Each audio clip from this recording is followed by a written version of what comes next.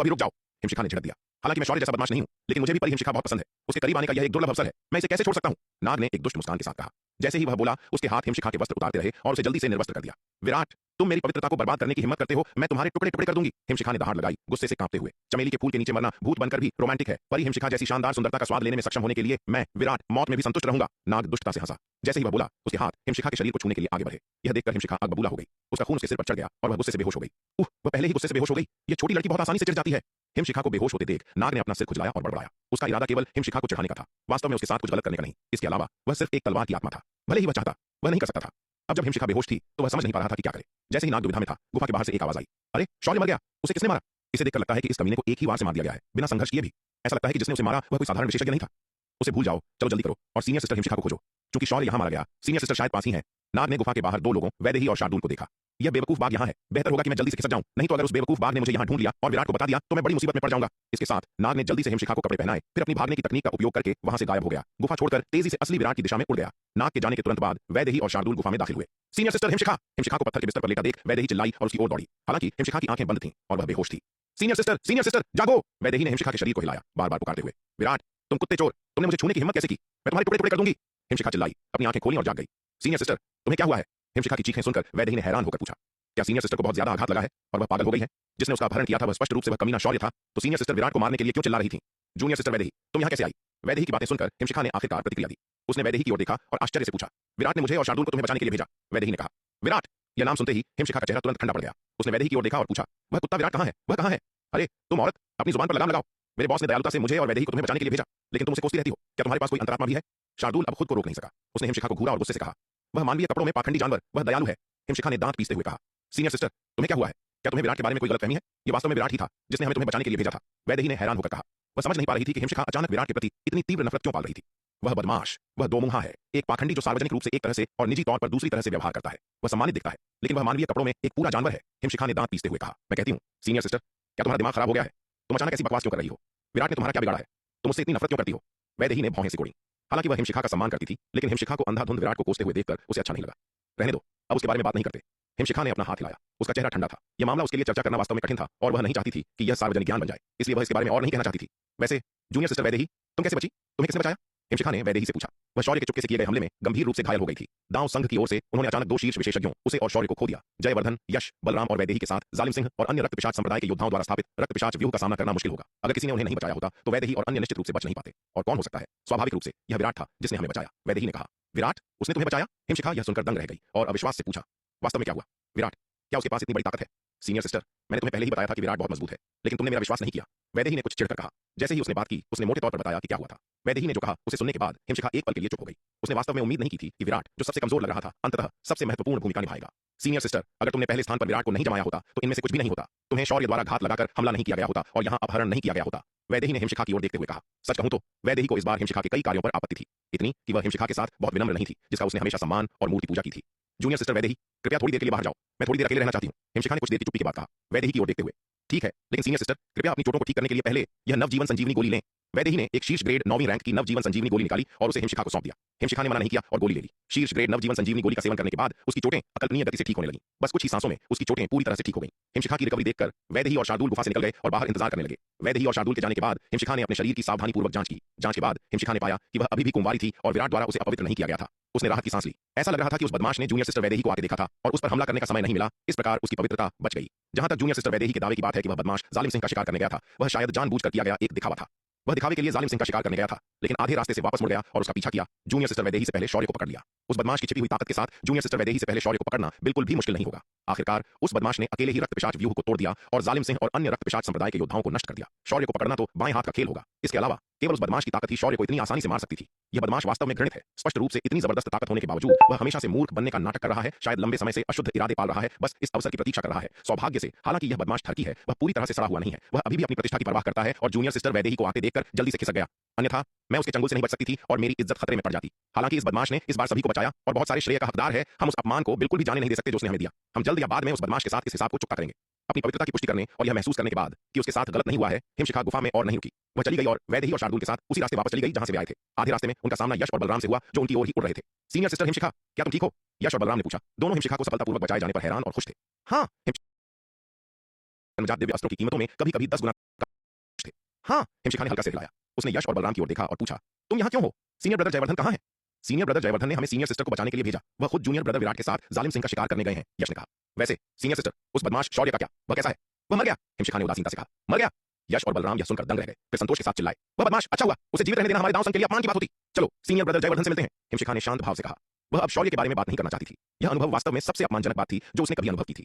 पहले उसे शौर्य द्वारा अपहरण कर लिया गया था और फिर उसे उस पाखंडी जानवर विराट द्वारा लगभग अपवित्र कर दिया गया था। हाँ हाँ, चूंकि सीनियर सिस्टर ठीक है, हमें अभी भी इस मिशन को जारी रखने की आवश्यकता है, बलराम ने मुस्कान के साथ कहा। हालांकि भाई विराट के साथ हम शायद बहुत ज्यादा काम नहीं आएंगे। बलराम की बात सुनकर हिमशिखा ने उसे एक ठंडी नजर दी। बलराम हिमशिखा की बर्फीली निगाहों के नीचे सिर उठा और वह तुरंत चुप हो गया, जो उत्साह से बात कर रहा था। बलराम को कुछ समझ नहीं आ रहा था। उसे नहीं पता था कि उसने सीनियर सिस्टर को कैसे नाराज कर दिया था। उसकी अभी की बातें कुछ भी अत्यधिक नहीं थी। सीनियर सिस्टर को अचानक उसके खिलाफ इतनी भारी नाराजगी क्यों हो गई? खैर, वह इसके बारे में और सोचने की जहमत नहीं उठा सकता था। औरतें अजीब जीव होती हैं, वह उनके विचारों को कभी नहीं समझ सकता था। हिमशिखा औरतों में एक अजीब थी, तो उसके दिमाग का अनुमान लगाने की कोशिश क्यों करे? बेशक बलराम केवल मन ही मन बड़बड़ाने की हिम्मत कर सकता था, उसने इसे बिल्कुल भी दिखाने की हिम्मत नहीं की। वह हिमशिखा जैसे शीर्ष विशेषज्ञ को नाराज करने का जोखिम नहीं उठा सकता था। सबके मिलने के बाद वे उस दिशा में उड़ते रहे जहां से वे आए थे। शार्दूल के आगे चलने के साथ उन्होंने आसानी से विराट के वर्तमान स्थान का निर्धारण कर लिया। एक दिन तक उड़ने के बाद उन्होंने आखिरकार विराट को एक पहाड़ी जंगल में पाया। इस समय विराट जमीन पर पालथी मारकर बैठा था और उसकी आंखें बंद थीं, स्पष्ट रूप से अपनी चोटों से उबर रहा था। जब सब लोग आ गए तो विराट ने अपनी आंखें खोली और खड़ा हो गया। बॉस, तुम्हें क्या हुआ? विराट को इस तरह देखकर शार्दूल तुरंत चौंक गया और बड़ी चिंता के साथ पूछा। उसका बॉस वास्तव में घायल था, जो वास्तव में उसकी उम्मीदों से परे था। तार्किक रूप से बोलते हुए उसके बॉस की ताकत और संसाधनों के साथ उसे जालिम सिंह को संभालने में असमर्थ नहीं होना चाहिए था। उसके जाने के दौरान उसके बॉस के साथ वास्तव में क्या हुआ था? कुछ नहीं, बस थोड़ी सी लापरवाही। जालिम सिंह के जाल में फंस गया, बस मामूली चोट है, कुछ भी गंभीर नहीं। विराट ने अपना सिर हिलाया और मुस्कान के साथ कहा, बॉस, नन्ही चिड़िया नीलिमा कहाँ है? वह आपके पास क्यों नहीं है? शार्दूल ने पूछा। इस समय उसे नीलिमा के प्रति झुंझलाहट महसूस हुई। वह मूर्ख पक्षी क्या कर रहा था? उसके बॉस को घायल होने दिया और उसके बॉस के घायल होने के बाद वह उसकी रक्षा के लिए उसके पास भी नहीं था, बल्कि इधर उधर भटक रहा था। उस मूर्ख पक्षी को वास्तव में सबक सिखाने की जरूरत है। मैंने उसे जालिम सिंह का पीछा जारी रखने के लिए भेजा है, कहीं जालिम सिंह भागने का मौका न ले ले, विराट ने कहा। जब वह नीलिमा और जयवर्धन जालिम सिंह और उसके रक्त पिशाच संप्रदाय के योद्धाओं के समूह का पीछा कर रहे थे, वे पकड़ने ही वाले थे जब जालिम सिंह अचानक चमगादड़ के पंखों, एक नीले चेहरे और नुकीले दांतों वाले लाल आंखों वाले राक्षस में बदल गया और अचानक जवाबी हमला कर दिया। अपने लाल आंखों वाले राक्षस रूप में जालिम सिंह की ताकत अकल्पनीय स्तर तक बढ़ गई। बेखबर विराट पूरी तरह से बेखबर पकड़ा गया और गंभीर रूप से घायल हो गया। हालांकि जालिम सिंह का वायु पिशाच तुंबी से भयानक हवा और ऊर्जा उत्सर्जन को जबरदस्ती तोड़ना भारी कीमत पर आया। विराट को गंभीर रूप से घायल करने के बाद जालिम सिंह ने रुकने और ठीक होने की हिम्मत नहीं की और तुरंत भागने के लिए एक रक्त पलायन तकनीक का उपयोग किया। विराट रुकने और ठीक होने के लिए बहुत बुरी तरह घायल था, लेकिन उसने नीलिमा और जयवर्धन को जालिम सिंह का पीछा जारी रखने का आदेश दिया। हालांकि विराट ने केवल नीलिमा को जालिम सिंह की हरकतों पर नजर रखने का निर्देश दिया। उसने उसे उसके साथ युद्ध में शामिल होने की अनुमति नहीं दी। जालिम सिंह, उस कमीने में स्पष्ट रूप से एक जबरदस्त बदलाव आया है। यह केवल ताकत में एक साधारण वृद्धि नहीं है। उसके लाल आंखों वाले राक्षस में बदलने की क्षमता को देखते हुए उसके पास स्पष्ट रूप से कई अज्ञात रहस्य हैं। हालांकि जालिम सिंह की चोटें बेहद गंभीर हैं और सैद्धांतिक रूप से उसे अब नन्ही चिड़िया के लिए खतरा नहीं होना चाहिए। विराट अभी भी नहीं चाहता कि नन्ही चिड़िया जालिम सिंह से लड़ने का जोखिम उठाए। बस नन्ही चिड़िया का दूर से जालिम सिंह पर नजर रखना, कोई समस्या नहीं होनी चाहिए। नन्ही चिड़िया की गति के साथ अगर जालिम सिंह मुड़कर उसका पीछा करना चाहता तो वह आसानी से बच सकती थी। आधे घंटे के सुधार के बाद विराट की चोटें पूरी तरह से ठीक हो गई थीं। जालिम सिंह के अचानक भारी प्रहार ने वास्तव में विराट को अकल्पनीय क्षति पहुंचाई थी, लेकिन अब उसने एक मध्यम ग्रेड जन्मजात दांव शरीर विकसित कर लिया था और उसकी शारीरिक सुधार क्षमता अविश्वसनीय रूप से शक्तिशाली थी। जब तक उसकी शारीरिक जीवन शक्ति समाप्त नहीं हो जाती और उसके अनंत परम रक्तवंश की शक्ति समाप्त नहीं हो जाती, तब तक सबसे गंभीर चोटें भी जल्दी ठीक हो सकती थीं। विराट, एक पल के लिए मेरे साथ आओ, हिमशिखा अचानक बोली। क्या बात है सीनियर सिस्टर? विराट ने हैरान होकर पूछा। यह महिला क्या कर रही थी? वह सीधे क्यों नहीं कह सकती थी, बजाय इसके कि वह सबसे बच रही थी? पहले मेरे साथ आओ, कुछ चीजें हैं जो मैं तुमसे पूछना चाहती हूँ, हिमशिखा ने शांत भाव से कहा। यह सुनकर विराट हैरान रह गया, लेकिन हिमशिखा का आग्रह देखकर उसके पास उसका पीछा करने और साइड में उड़ने के अलावा कोई विकल्प नहीं था। भीड़ से दूर होने के बाद विराट रुका और हिमशिखा की ओर देखा, कहा, सीनियर सिस्टर, तुम मुझसे किस बारे में मिलना चाहती हो? तुम मुझे बता सकती हो? विराट, तुम बहुत अच्छा नाटक कर रहे हो। हिमशिखा ने अपनी सुंदर आंखों से उसे घूरा, उसका चेहरा ठंडा था। हिमशिखा की बातें सुनकर विराट चौंक गया। उसने हैरान होकर पूछा, सीनियर सिस्टर, तुम्हारा क्या मतलब है? बहुत अच्छा नाटक करने से तुम्हारा क्या मतलब था? मैं क्या होने का नाटक कर रहा था? अभी भी मूर्ख बन रहे हो? हिमशिखा का सुंदर चेहरा तुरंत और भी ठंडा हो गया। मूल रूप से उसे कुछ संदेह थे, सोच रही थी कि क्या उसने विराट को गलत समझा है। क्या यह संभव था कि जिस व्यक्ति ने उसे गुफा में चढ़ाया था वह कोई और था जो भेष में था? आखिरकार वैदेही ने इतनी आत्मविश्वास से बात की थी, यह कहते हुए कि विराट जालिम सिंह का शिकार करने गया था। वैदेही के व्यक्तित्व को देखते हुए उसके पास उसे जानबूझकर धोखा देने का कोई कारण नहीं था। लेकिन जब उसने विराट को जंगल में अकेला देखा तो न केवल उसकी नन्ही चिड़िया कहीं दिखाई नहीं दे रही थी, बल्कि जयवर्धन भी अनुपस्थित था। यह स्पष्ट था कि विराट ने जानबूझकर अपनी नन्ही चिड़िया और जयवर्धन को उस पर हमला करने के लिए दूर भेज दिया था, जो उनकी अनुपस्थिति की व्याख्या करता था। इसके अलावा इस आदमी ने दावा किया कि वह जालिम सिंह द्वारा घायल हो गया था, लेकिन उसके शरीर पर चोट का एक भी निशान नहीं था। यह स्पष्ट रूप से एक झूठ था जो उसने गढ़ा था। हिमशिखा ने विराट की सावधानीपूर्वक जांच की और पाया कि यह विराट बिल्कुल वही व्यक्ति था जिसने उसे गुफा में परेशान किया था। साधना का स्तर, व्यवहार, अभिव्यक्ति और यहाँ तक कि उसकी आध्यात्मिक आभा सब कुछ साबित करता था कि यह विराट वही व्यक्ति था। लेकिन यह बदमाश इस बिंदु पर भी अभी भी निर्दोष होने का नाटक कर रहा था, स्पष्ट रूप से उसे एक बेवकूफ की तरह मान रहा था। यह सोचकर हिमशिखा पूरी तरह से गुस्से से भर गई। तुम पाखंडी ठगी, तुम सार्वजनिक रूप से एक सज्जन होने का दिखावा करते हो, लेकिन पर्दे के पीछे तुम मानवीय कपड़ों में एक जानवर हो। दुनिया में सबसे ज्यादा नफरत करने वाले लोग तुम्हारे जैसे दो मुंहे पाखंडी हैं। हिमशिखा ने विराट को घूरा, दांत पीसते हुए जैसे वह बोली, तुम बदमाश, मेरा इस तरह अपमान करने की हिम्मत कैसे हुई? क्या तुम वास्तव में सोचते हो कि मैं हिमशिखा धमकाने में आसान हूं? इसके साथ हिमशिखा ने गुस्से में विराट की ओर एक हथेली मारी। हिमशिखा की बातें सुनकर विराट पूरी तरह से दंग रह गया। अरे सीनियर सिस्टर, तुम क्या बात कर रही हो? मैंने तुम्हारा अपमान कैसे किया? तुम किस बारे में बात कर रही हो? विराट ने हिमशिखा के हमले से जल्दी से बचा लिया, एक हैरान अभिव्यक्ति के साथ पूछा, यह सब किस बारे में था? वह पूरे रास्ते हिमशिखा के प्रति अविश्वसनीय रूप से सहनशील रहा था और यहाँ तक कि जब उसने उसे डांटा तो उसने वैदेही की वजह से उसे परेशान नहीं किया या बदला नहीं लिया। वह हिमशिखा को इतने लंबे समय से जानता था और उसने कभी भी उससे एक भी कठोर शब्द नहीं कहा था। इसे अपमान कैसे माना जा सकता है? हिमशिखा के उग्र भाव को देखकर ऐसा लग रहा था जैसे उसने उसके साथ कुछ शर्मनाक किया हो। तुम शापित थकी, अभी भी तुम मुझे चढ़ाने की हिम्मत करते हो, तुम मरने के लायक हो। यह सुनकर हिमशिखा का गुस्सा और बढ़ गया। उसकी नजर में विराट उसे खुलेआम परेशान कर रहा था, उसे उन अकथनीय घटनाओं को फिर से बताने के लिए मजबूर करने की कोशिश कर रहा था जो गुफा में हुई थी। यह बदमाश बहुत दूर जा रहा था। गुस्से से भरकर हिमशिखा के हमले और भी भयंकर हो गए। सीनियर सिस्टर, क्या तुम्हें मेरे बारे में कोई गलतफहमी है? विराट ने मासूमियत से पूछा। उसने बार बार हिमशिखा के हमलों से बचा लिया, पूरी तरह से अवाक। वह केवल स्थिति स्पष्ट करना चाहता था। यह उत्पीड़न कैसे बन गया? क्या यह महिला पागल हो गई थी? गलतफहमी? तुम शापित ठरकी, इतनी घृणित बात करने के बाद इसे गलतफहमी कहने की हिम्मत कैसे हुई? यह सुनकर हिमशिखा और भी क्रोधित हो गई। बर्फ, सील! हिमशिखा ने ठंडे स्वर में चिल्लाया, ठंड के महानताओं को उजागर किया और इसे विराट की ओर विस्फोट कर दिया। तुरंत आसपास के स्थान में अनगिनत बेहद ठंडे बर्फ के क्रिस्टल दिखाई दिए जो विराट को घेर रहे थे। विराट ने पहले ही हिमशिखा की चाल की शक्ति का अनुभव कर लिया था और बर्फ को करीब आने देने की हिम्मत नहीं की। उसने बर्फ की सीमा से बचने के लिए जल्दी से अपने टेलीपोर्टेशन के रक्त रेखा कौशल का उपयोग किया। सीनियर सिस्टर, क्या तुम तर्कसंगत नहीं हो सकती? मैंने तुम्हारा क्या बिगाड़ा है कि तुम्हें मुझ पर इस तरह हमला करना पड़ रहा है? विराट ने लाचारी से कहा। उसे अभी भी नहीं पता था कि क्या हुआ था। यह महिला वापस आते ही अचानक उससे इतनी नाराज क्यों हो गई? उसने मूल रूप से सोचा था कि ऐसा इसलिए था क्योंकि शार्दुल और वैदेही देर से आए थे और हिमशिखा को शौर्य द्वारा परेशान किया गया था, इसलिए हिमशिखा अपना गुस्सा उस पर निकाल रही थी। लेकिन अपनी अंतर्दृष्टि की आंख से सावधानीपूर्वक निरीक्षण करने के बाद उसने महसूस किया कि हिमशिखा अभी भी पवित्र थी, बिल्कुल ठीक थी। वह हैरान था, आखिर यह महिला बिना किसी कारण के पागल क्यों हो रही थी? यह देखकर कि उसके बार बार किए गए हमले विराट को वश में करने में विफल रहे, हिमशिखा का गुस्सा और बढ़ गया। लेकिन साथ ही वह बेहद हैरान थी। यह पता चला कि वैदेही बिल्कुल सही थी। इस बदमाश की ताकत उसकी उम्मीदों से कहीं ज्यादा थी, विशेष रूप से उसकी अप्रत्याशित और फुर्तीली हरकतें, यहां तक कि वह भी बहुत हीन थी। क्रोधित होकर हिमशिखा ने अपना हाथ खोला और अंतहीन ठंडक फैलाने वाली एक प्राचीन तलवार उसकी पकड़ में दिखाई दी। शुरुआत में हिमशिखा का इस प्राचीन तलवार का उपयोग करने का कोई इरादा नहीं था। हालांकि वह विराट से बहुत नफरत करती थी, फिर भी उसका उसे मारने का कोई इरादा नहीं था। सबसे पहले, हालांकि विराट ने उसे गुफा में निर्वस्त्र कर दिया था, उसने वास्तव में उसकी पवित्रता नहीं ली थी। दूसरे, विराट आत्मसमर्पण गुट का सदस्य नहीं था, बल्कि उनके युद्ध समर्थक गुट का सदस्य था। हालांकि विराट गणित था, वह पूरी तरह से दुष्ट नहीं था। उसे मारना दांव संघ और मानव जाति दोनों के लिए एक बड़ा नुकसान होगा। इसलिए हिमशिखा केवल विराट को सबक सिखाना चाहती थी। लेकिन अब यह देखकर कि विराट अपनी गलती मानने से जिद्दी इनकार कर रहा था और उसे परेशान करना जारी रखा, हिमशिखा का गुस्सा भड़क उठा। इसके अलावा इस आदमी की ताकत उसकी उम्मीदों से बहुत परे थी। हिम प्रलय प्राचीन तलवार के बिना वह उसे हराने में सक्षम नहीं हो सकती थी। गुस्से से अंधी होकर हिमशिखा अंततः विरोध नहीं कर सकी और अविश्वसनीय रूप से शक्तिशाली हिम प्रलय प्राचीन तलवार को बुलाया। लानत है हिमशिखा, क्या तुम पागल हो गई हो? क्या तुम वास्तव में मुझसे मौत तक लड़ने की योजना बना रही हो? यह देखकर विराट हांफने लगा। जिस क्षण उसने हिमशिखा को यह प्राचीन दिव्य हथियार निकालते देखा, वह जानता था कि हिमशिखा गंभीर थी। तुम्हें लगता है कि तुम बस ऐसे ही रास्ता दिखा सकते हो? तुम अपने आप को क्या समझते हो? विराट की बातें सुनकर हिमशिखा का सुंदर चेहरा लगभग बर्फीला ठंडा हो गया। इस शापित खरकी ने न केवल उसके साथ इतनी घृणित बात की, बल्कि वह उसे लगातार परेशान और अपमानित भी कर रहा था। यह असहनीय था। क्रोधित होकर हिमशिखा ने अपनी लंबी तलवार घुमाई और विराट पर वार किया। यह देखकर विराट ने मन ही मन कोसा, लानत है, यह महिला पागल है। हिमशिखा के शक्तिशाली तलवार के प्रहार का सामना करते हुए विराट ने इसे सीधे लेने की हिम्मत नहीं की। उसने तुरंत दूरी पर भागने के लिए अपनी टेलीपोर्टेशन तकनीक का उपयोग किया। हिमशिखा की ताकत पहले से ही बहुत अधिक थी और इस प्राचीन दिव्य हथियार के जुड़ने से वह बस उसकी झेलने की क्षमता से परे थी। हालांकि अगर वह अपने सभी ट्रम्प कार्ड का उपयोग करता तो वह जीवन मरण की लड़ाई में हिमशिखा से नहीं डरता। हालांकि हिमशिखा को दुश्मन नहीं माना जाता था। उसे अभी भी पता नहीं चला था कि हिमशिखा को उसके खिलाफ इतनी द्वेष रखने के लिए क्या उकसाया था, इसलिए वह वास्तव में हिमशिखा का मौत तक सामना नहीं कर सकता था। विराट ने हिमशिखा पर नजर डाली और उसे फिर से उस पर झपटते हुए देखकर उसके पास एक टेलीपोर्टेशन ताबीज निकालने और तुरंत अंतरिक्ष को पार करने के अलावा कोई विकल्प नहीं था। हिमशिखा की धारणा सीमा से बचते हुए, हालांकि उसने पहले टेलीपोर्टेशन तकनीकों का उपयोग किया था, वे केवल छोटे पैमाने की हरकतें थीं और जिस दूरी से वह बच गया था वह दूर नहीं थी। आखिरकार टेलीपोर्टेशन तकनीकों का उपयोग करने के लिए रक्त रेखा शक्ति का उपभोग करने की आवश्यकता होती है और टेलीपोर्टेशन दूरी जितनी दूर होगी, रक्त रेखा शक्ति का उपभोग उतना ही अधिक तीव्र होगा। अनंत परम रक्तवंश की रक्त रेखा शक्ति को फिर से भरना सच्चे सार को फिर से भरने की तुलना में बहुत अधिक कठिन था। इसके अलावा अनंत परम रक्तवंश की रक्त रेखा शक्ति अस्तित्व के लिए उसका ट्रम्प कार्ड थी और विराट ऐसी चीज पर अपनी रक्त रेखा शक्ति की बड़ी मात्रा बर्बाद करने को तैयार नहीं था। विराट को एक पल में गायब होते देख हिमशिखा ने तुरंत आसपास के स्थान की सावधानीपूर्वक जांच करने के लिए अपनी दिव्य चेतना फैला दी। हालांकि विराट पहले से ही खरबों मील दूर था, उसकी दिव्य चेतना की पहुंच से परे। थोड़ी देर खोजने के बाद हिमशिखा को विराट का कोई निशान नहीं मिला और वह केवल निराशा में अपने मूल स्थान पर लौट सकती थी ताकि वैदेही और अन्य लोगों के साथ फिर से मिल सके। सीनियर सिस्टर, विराट कहां है? वह तुम्हारे साथ वापस क्यों नहीं आया? वैदेही ने उत्सुकता से पूछा जब उसने हिमशिखा को अकेले लौटते देखा बिना विराट के उसके पास। इसके अलावा उसने स्पष्ट रूप से दूरी में एक हिंसक युद्ध के उतार चढ़ाव को महसूस किया था जिस दिशा में हिमशिखा और विराट गए थे, जैसे कि वहां एक महत्वपूर्ण लड़ाई हुई। यही बहुत हैरान थी, क्या सीनियर सिस्टर और विराट का वहां किसी दुश्मन से सामना हुआ था? वह भाग गया, हिमशिखा ने भावहीन होकर कहा। भाग गया? वैदेही चौंक गई। उसने पूछा कुछ हैरान होकर, वह कहां गया और विराट क्यों भाग गया? मुझे नहीं पता, खुद उससे पूछो, हिमशिखा ने ठंडे स्वर में कहा। विराट द्वारा उसे निर्वस्त्र करने और गुफा में उसके शरीर को देखने के बाद वह पहले से ही खराब मूड में थी। उसने अपना गुस्सा निकालने के लिए उसे सबक सिखाने का इरादा किया था, लेकिन इसके बजाय उसे उसके द्वारा चिढ़ाया गया जिससे उसे और भी गुस्सा आया। अब बस विराट का नाम सुनकर वह उग्र हो गई। वैदेही, जिसे झड़प मिली थी, थोड़ा शर्मिंदा महसूस कर रही थी। उसने अपना संचार टोकन निकाला और विराट से पूछताछ की कि क्या हुआ था, यह पूछते हुए कि क्या उसने सीनियर सिस्टर को नाराज किया है। दूसरी ओर विराट भी हिमशिखा द्वारा चिढ़ाए जाने के बाद उग्र था। उसने जवाब दिया, कौन जानता है कि वह महिला अचानक बिना किसी कारण के पागल क्यों हो गई, खुद उससे पूछो। विराट की बातें सुनकर वैदेही तुरंत क्रोधित हो गई। तुम दोनों का झगड़ा हो रहा है और तुम मुझे पंचिंग बैग के रूप में इस्तेमाल कर रहे हो। क्या तुम वास्तव में सोचते हो कि मैं वैदेही बिना गुस्से वाला व्यक्ति हूं? इसलिए वैदेही ने गुस्से में संचार टोकन पटक दिया, मामले को नजरअंदाज करते हुए। जो चाहो करो, यह मेरा काम नहीं है। सीनियर सिस्टर, हम आगे क्या करें? यश ने हिमशिखा की ओर देखा और सावधानी से पूछा। हिमशिखा की वर्तमान स्थिति स्पष्ट रूप से असामान्य थी। थोड़ी सी गलती उसके क्रोध को भड़का सकती थी, लेकिन जयवर्धन यहां नहीं था, इसलिए हिमशिखा उनकी नेता थी और अगला कदम स्वाभाविक रूप से उसी पर निर्भर था। हम और क्या कर सकते हैं? बेशक मिशन जारी रखें, हिमशिखा ने उदासीनता से कहा। फिर वह शार्दुल की ओर मुड़ी और कहा, बेवकूफ बाघ, तुम्हें पता होना चाहिए कि विराट अभी कहां है। जल्दी करो और रास्ता दिखाओ। तुम्हें लगता है कि तुम बस मुझे रास्ता दिखाने के लिए कह सकती हो? तुम अपने आप को क्या समझती हो? शार्दुल ने सूंघा, एक कर्कश आवाज में बोलते हुए। वह इस महिला को लंबे समय से नापसंद करता था, लेकिन चूंकि उसके नेता ने कुछ नहीं कहा था, इसलिए उसने उससे बहस करने की जहमत नहीं उठाई थी। लेकिन अब जब इस दुष्ट महिला ने उसके नेता को भगा दिया था, तो वह विनम्र होने वाला नहीं था। उस तरफ से हिंसक उतार चढ़ाव उस महिला के अकेले लौटने के साथ साथ जबकि उसका नेता कहीं दिखाई नहीं दे रहा था, ने दृढ़ता से सुझाव दिया कि इस महिला ने उसके नेता पर हमला किया था और अब उसने उसे बेवकूफ बाघ कहने की हिम्मत की। क्या उसे लगा कि वह मिट्टी का बना है? यदि उसके हाथ में प्राचीन तलवार की सरासर शक्ति न होती तो वह उसे सबक सिखाना चाहता, उसे दिखाना चाहता कि ठीक से कैसे बात की जाती है। तुम बेवकूफ बाघ, क्या तुम्हें पिटाई की जरूरत नहीं है?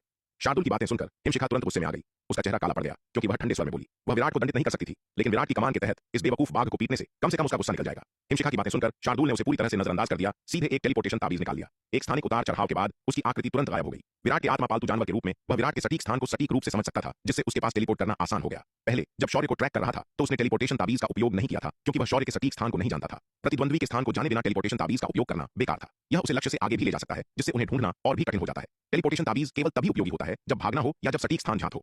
दुश्मनों को ट्रैक करने के लिए इसका उपयोग करना एक उपयुक्त विकल्प नहीं है। हिमशिखा इस दृश्य से दंग रह गई, लंबे समय तक अवाक रही। विराट ने उसकी पकड़ से बचने के लिए इस विधि का उपयोग किया था, और अब विराट के मूर्ख बाघ ने उसकी नाक के नीचे से निकलने के लिए उसी विधि का उपयोग किया था। लगातार 2 बार धोखा खाने के बाद हिमशिखा ने निराशा की एक अवर्णनीय भावना महसूस की। यश और बलराम ने हिमशिखा को चोरी छिपे देखा, सतर्क और चुप रहे। हिमशिखा भारी सांस ले रही थी, उसका सीना फूल रहा था, स्पष्ट रूप से विस्फोट के कगार पर।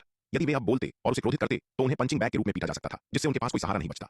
वैदेही, जो अभी भी हिमशिखा और विराट द्वारा क्रोधित होने से नाराज थी, भी बोलना नहीं चाहती थी। काफी देर बाद हिमशिखा आखिरकार अपने गुस्से को दबाने और शांत होने में कामयाब रही। उसने अपना संचार टोकन निकाला और जयवर्धन से संपर्क किया। सीनियर ब्रदर जयवर्धन, तुम अभी कहाँ हो? हिमशिखा ने पूछा। जूनियर सिस्टर हिमशिखा, क्या तुम ठीक हो? जयवर्धन ने हिमशिखा का संदेश सुनकर बहुत खुशी के साथ पूछा। हाँ, मैं ठीक हूँ, हिमशिखा ने जवाब दिया। यह अच्छा है, यह अच्छा है, जयवर्धन ने पूरी तरह से राहत महसूस करते हुए कहा। सीनियर ब्रदर, तुम्हारी तरफ क्या स्थिति है? हिमशिखा ने पूछा, अपने मामलों पर चर्चा करने के लिए तैयार नहीं थी। ओह, मैं वर्तमान में नीलिमा के साथ जालिम सिंह पर नजर रख रहा हूँ। हालांकि जूनियर ब्रदर विराट ने हमें उन पर नजर रखने का निर्देश दिया। हम जूनियर ब्रदर विराट के आने और हमारे साथ शामिल होने का इंतजार कर रहे हैं, इससे पहले कि हम उनसे निपटें, जयवर्धन ने कहा। सीनियर ब्रदर, मुझे अपना सही स्थान दें और हम आपसे मिलने के लिए वहां जाएंगे, हिमशिखा ने कहा। जूनियर सिस्टर, तुम पहले आराम क्यों नहीं करती? जूनियर ब्रदर विराट और हमारे साथ हम जालिम सिंह जैसे इन रक्त पिशाच संप्रदाय के अवशेषों से निपटने के लिए पर्याप्त होने चाहिए। तुम पहले शौर्य द्वारा घात लगाकर हमला किए जाने से गंभीर रूप से घायल हो गई थी, इसलिए तुम्हें आराम करना चाहिए और ठीक होना चाहिए, जयवर्धन ने कहा। जरूरत नहीं, मेरी चोटें कुछ नहीं है। इसके अलावा मैंने पहले ही हीलिंग गोलियां ले ली हैं जो जूनियर सिस्टर वैदेही ने मुझे दी थी, और मेरी चोटें पहले ही ठीक हो चुकी हैं। मुझे आराम करने की आवश्यकता नहीं है। सीनियर ब्रदर, बस मुझे अपना स्थान बताएं और हम अभी आपसे मिलने के लिए वहां जाएंगे, हिमशिखा ने जोर दिया। ठीक है, उस मामले में आ जाओ। जयवर्धन के पास कहने के अलावा कोई विकल्प नहीं था। वह जानता था कि हिमशिखा जिद्दी थी। एक बार जब उसने अपना मन बना लिया तो कुछ भी नहीं बदल सकता था। कभी कभी उसके पिता रणविजय भी उसे संभाल नहीं पाते थे, उसे तो छोड़ ही दें। जयवर्धन ने हिमशिखा को अपना सही स्थान बताया। सुनने के बाद हिमशिखा ने एक नक्शा निकाला, जयवर्धन के स्थान की पुष्टि की और फिर वैदेही, यश और बलराम को उस स्थान की ओर ले गई। हालांकि वह विराट के बारे में उग्र थी, वह यह नहीं भूली थी कि वह जिस सबसे महत्वपूर्ण चीज के लिए आई थी वह जालिम सिंह और रक्त पिशाच संप्रदाय के अवशेषों को खत्म करना था। विराट के साथ उसका संघर्ष एक व्यक्तिगत मामला था, और दांव संघ के 10 दांव पुत्रों में से एक के रूप में वह स्वाभाविक रूप से व्यक्तिगत मामलों को अपने कर्तव्य में हस्तक्षेप नहीं करने दे सकती थी। वास्तव में यदि विराट ने उसके साथ फिर से छेड़खानी नहीं की होती और इसके बजाय ठीक से माफी मांगी होती तो हिमशिखा अब इतनी जल्दबाजी में काम नहीं करती। इसके बजाय वह विराट के साथ हिसाब चुकता करने के लिए दांव संघ मुख्यालय लौटने तक इंतजार करती। लेकिन जब उसने विराट को देखा तो उसने न केवल कोई पछतावा नहीं दिखाया, बल्कि मासूमियत का भी नाटक किया, लगातार उसे चिढ़ाया और यहां तक कि उसे मानसिक रूप से बीमार कहा। विराट की बातों से पूरी तरह से क्रोधित होकर वह आखिरकार खुद को रोक नहीं सकी और उस पर हमला कर दिया। जहां हिमशिखा और अन्य थे वहां से खरबों मील पूर्व में विराट उड़ रहा था जब उसे अचानक अपने चारों ओर की जगह में उतार चढ़ाव महसूस हुआ। अगले ही पल शार्दुल उसके पास हवा से बाहर दिखाई दिया। शार्दुल, तुम यहाँ कैसे आए? क्या उस महिला ने तुम पर भी हमला किया? शार्दुल को देखते ही विराट ने जल्दी से पूछा। यदि हिमशिखा ने शार्दुल को मारने की भी कोशिश की तो वह इसे बर्दाश्त नहीं कर सकता था। गलतफहमी के कारण हिमशिखा का उस पर हमला करना एक बात थी, लेकिन अगर उसने उसके आसपास के लोगों पर हमला किया तो यह विराट की सहनशीलता से परे था। नहीं, ऐसा नहीं है। बस इतना है कि उस दुष्ट महिला ने वास्तव में मुझे बेवकूफ बाघ कहा और मांग की कि मैं रास्ता दिखाऊं। मैं उसे बर्दाश्त नहीं कर सका, इसलिए मैं यहाँ आया। शार्दुल ने अपना सिर हिलाया और कहा, उस दुष्ट महिला में बिल्कुल भी आत्म जागरूकता नहीं है। वह खुद को क्या समझती है? मुझसे जो चाहे करवाती है। उसे शीशे में खुद को अच्छी तरह से देखना चाहिए। क्या वह वास्तव में सोचती है कि वह कुछ खास है? शार्दुल की बातें सुनकर विराट मदद नहीं कर सका, लेकिन उस पर एक नजर डाली। यदि शार्दुल ने अपने शब्दों का उत्तरार्ध हिमशिखा के चेहरे पर कहा होता तो हिमशिखा के स्वभाव को देखते हुए वह शायद पागल हो जाती। सौभाग्य से शार्दुल तेज था, अन्यथा उसे वास्तव में पिटाई मिल सकती थी। बेशक विराट को नहीं लगा कि शार्दुल ने कुछ गलत किया है, क्योंकि हिमशिखा उसे बेवकूफ बाघ कह सकती थी, इसलिए शार्दुल के लिए प्रतिशोध लेना स्वाभाविक था। वैसे शार्दुल, जब तुम शौर्य के पास पहुंचे तो शौर्य हिमशिखा के साथ क्या कर रहा था? विराट ने पूछा। वह वास्तव में समझ नहीं पाया कि हिमशिखा ने अपनी वापसी के बाद अचानक उसके प्रति इतना भारी गुस्सा क्यों पाल लिया। इसलिए विराट सख्त जानना चाहता था कि हिमशिखा ने ऐसी मजबूत प्रतिक्रिया प्राप्त करने के लिए क्या अनुभव किया था, विशेष रूप से एक जो उस पर निर्देशित थी। जब वैदेही और मैंने शौर्य को पकड़ा तो वह पहले ही मर चुका था। हमने हिमशिखा को एक गुफा में पाया, लेकिन वह बेहोश थी, शार्दुल ने कहा। क्या? जब तुमने शौर्य को पकड़ा तो वह पहले ही मर चुका था? यह सुनकर विराट तुरंत दंग रह गया। काफी देर रुकने के बाद उसने पूछा, वह कैसे मरा? शौर्य स्वर्गीय योद्धा सूची पर एक शीर्ष क्रम का विशेषज्ञ था, विशेष रूप से नंबर 917। इतनी शक्तिशाली हस्ती को मारना कोई आसान काम नहीं था। शार्दुल के लिए भी उसके द्वारा दिए गए ट्रम्प कार्ड के साथ शौर्य को हराना आसान था, लेकिन उसे मारना बेहद मुश्किल था। उसे एक ही झटके में मार दिया गया, संघर्ष करने में भी असमर्थ, शार्दुल ने कहा। क्या? एक ही झटके में मार दिया गया बिना किसी संघर्ष के? शार्दुल की बातें सुनकर विराट और भी दंग रह गया। शौर्य को किसने मारा? क्या तुमने इसे देखा? नहीं, शार्दुल ने अपना सिर हिलाया और कहा, जब वैदेही और मुझे शौर्य का शरीर और हिमशिखा मिली तो हमने किसी को आसपास नहीं देखा, इसलिए मुझे नहीं पता कि शौर्य को किसने मारा।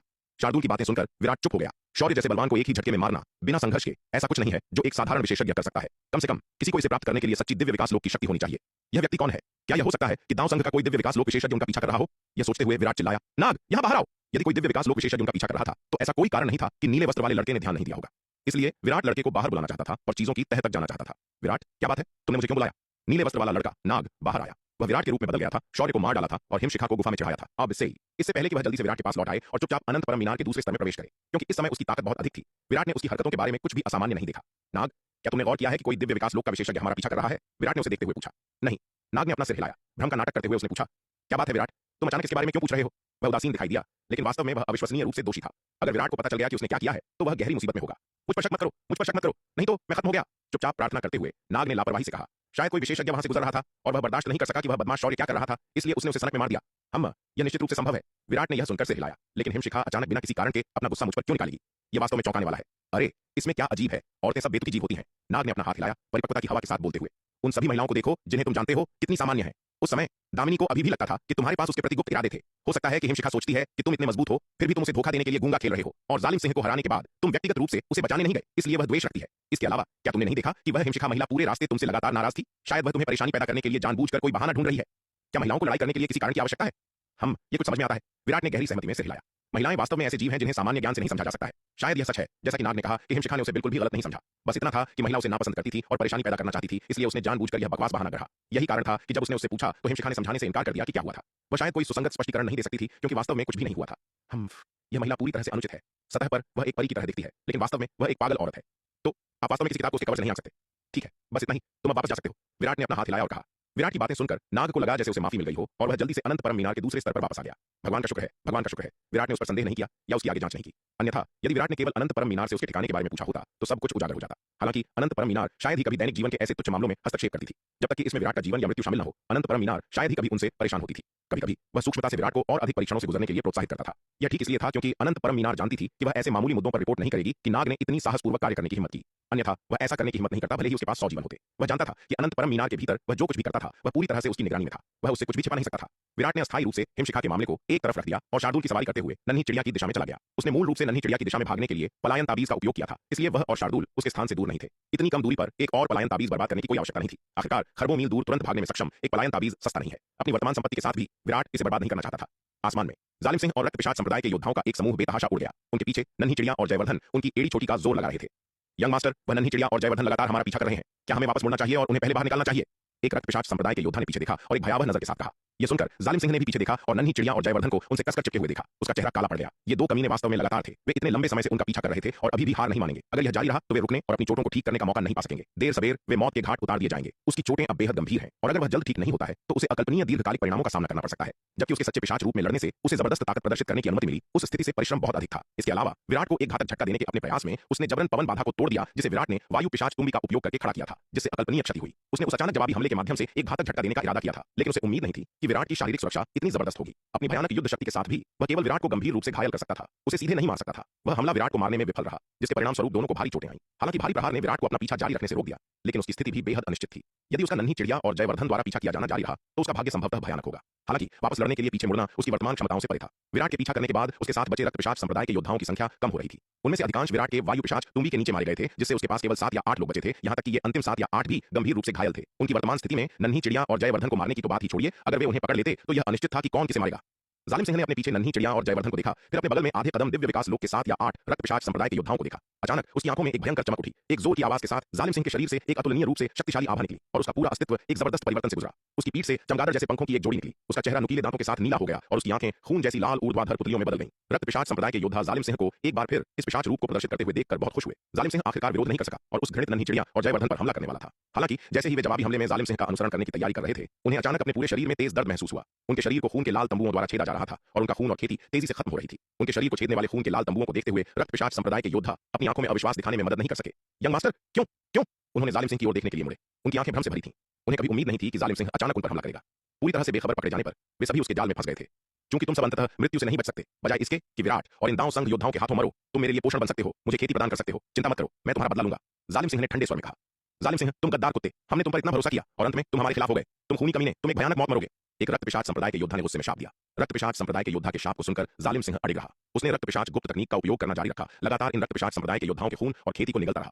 जैसे ही जालिम सिंह ने उन्हें निगल लिया, इन रक्त पिशाच संप्रदाय के योद्धाओं की खेती की आभा लगातार कमजोर और कम हो गई। उनका मांस और खून धीरे धीरे सूख गया। इस बीच रक्त पिशाच संप्रदाय के योद्धाओं के खून और खेती की एक बड़ी मात्रा को अवशोषित करने के बाद जालिम सिंह की आभा तुरंत बढ़ गई। दूर आकाश में नीलिमा और जयवर्धन घटनाओं के इस अचानक मोड़ से चकित थे। वह बदमाश जालिम सिंह क्या कर रहा है? वह अपने ही अधीनस्थों पर हमला क्यों कर रहा है? नीलिमा पूरी तरह से सदमे में चिल्लाई। अरे नहीं, ये बदमाश शायद अपनी चोटों को ठीक करने और अपनी खुद की खेती को बढ़ाने के लिए उन रक्त पिशाच संप्रदाय के योद्धाओं के खून और ऊर्जा को निगल रहा है। जयवर्धन ने गंभीरता से कहा। दूरी में दृश्य देख रहा था। हमें रुकना होगा, नहीं तो इतने सारे आधे कदम दिव्य विकास लोक के रक्त पिशाच संप्रदाय के विशेषज्ञों के खून और ऊर्जा को निगलने के बाद कौन जानता है कि वह कितना शक्तिशाली हो जाएगा। तब उससे निपटना और भी मुश्किल होगा। लेकिन विराट ने केवल हमें उन पर नजर रखने के लिए कहा। उसने हमें जालिम सिंह से लड़ने के लिए नहीं कहा। नन्ही चिड़िया ने झिझकते हुए कहा। स्थिति अब अलग है। एक बार जब जालिम सिंह का खेती स्तर काफी बढ़ जाता है तो हमारे लिए उस पर नजर रखना भी मुश्किल होगा। जयवर्धन ने गंभीरता से कहा। ओह ठीक है, तो मैं तुम्हारी बात मानूंगी, नन्ही चिड़िया ने एक पल के लिए सोचा और आखिरकार जयवर्धन के सुझाव पर सहमत हो गई।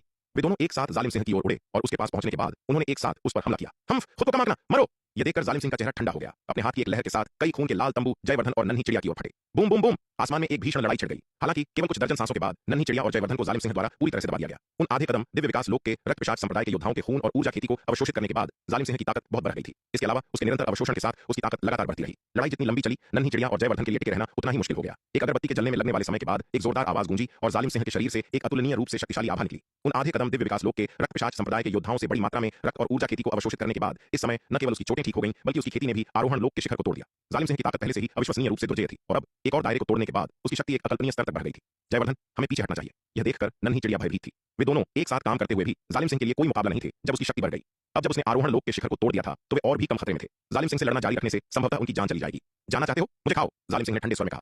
इसके साथ उसने अपना हाथ हिलाया और उसके दो सबसे बड़े खून के लाल तंबू नन्ही चिड़िया और जयवर्धन पर बसे। ये तंबू अविश्वसनीय रूप से तेज थे। नन्ही चिड़िया और जयवर्धन के पास चकमा देने का कोई मौका नहीं था और वे फंसने वाले थे। जयवर्धन, यह सब तुम्हारी गलती है। तुमने आज मुझे मार डाला। नन्ही चिड़िया रो पड़ी। उसकी आवाज निराशा से कांप रही थी। वह वास्तव में मरना नहीं चाहती थी, लेकिन इस समय जालिम सिंह की ताकत बहुत अधिक थी। इतनी करीब सीमा पर उसके पास भागने का कोई रास्ता नहीं था। यह देखकर जयवर्धन को अपने अंदर एक ठंडक महसूस हुई। उसका चेहरा शर्म से भर गया। यह एक बात होती अगर वह खुद मर गया होता, लेकिन अब उसने नीलिमा को अपने साथ नीचे खींच लिया था। उसे वास्तव में जूनियर ब्रदर विराट के लिए खेद था। जालिम सिंह के दो खून के लाल तंबू बहुत तेज थे। इतनी करीब सीमा पर भले ही वह आत्मविनाश करना चाहता हो, पहले ही बहुत देर हो चुकी थी। तुम बनने देना कैसे सहन कर सकता?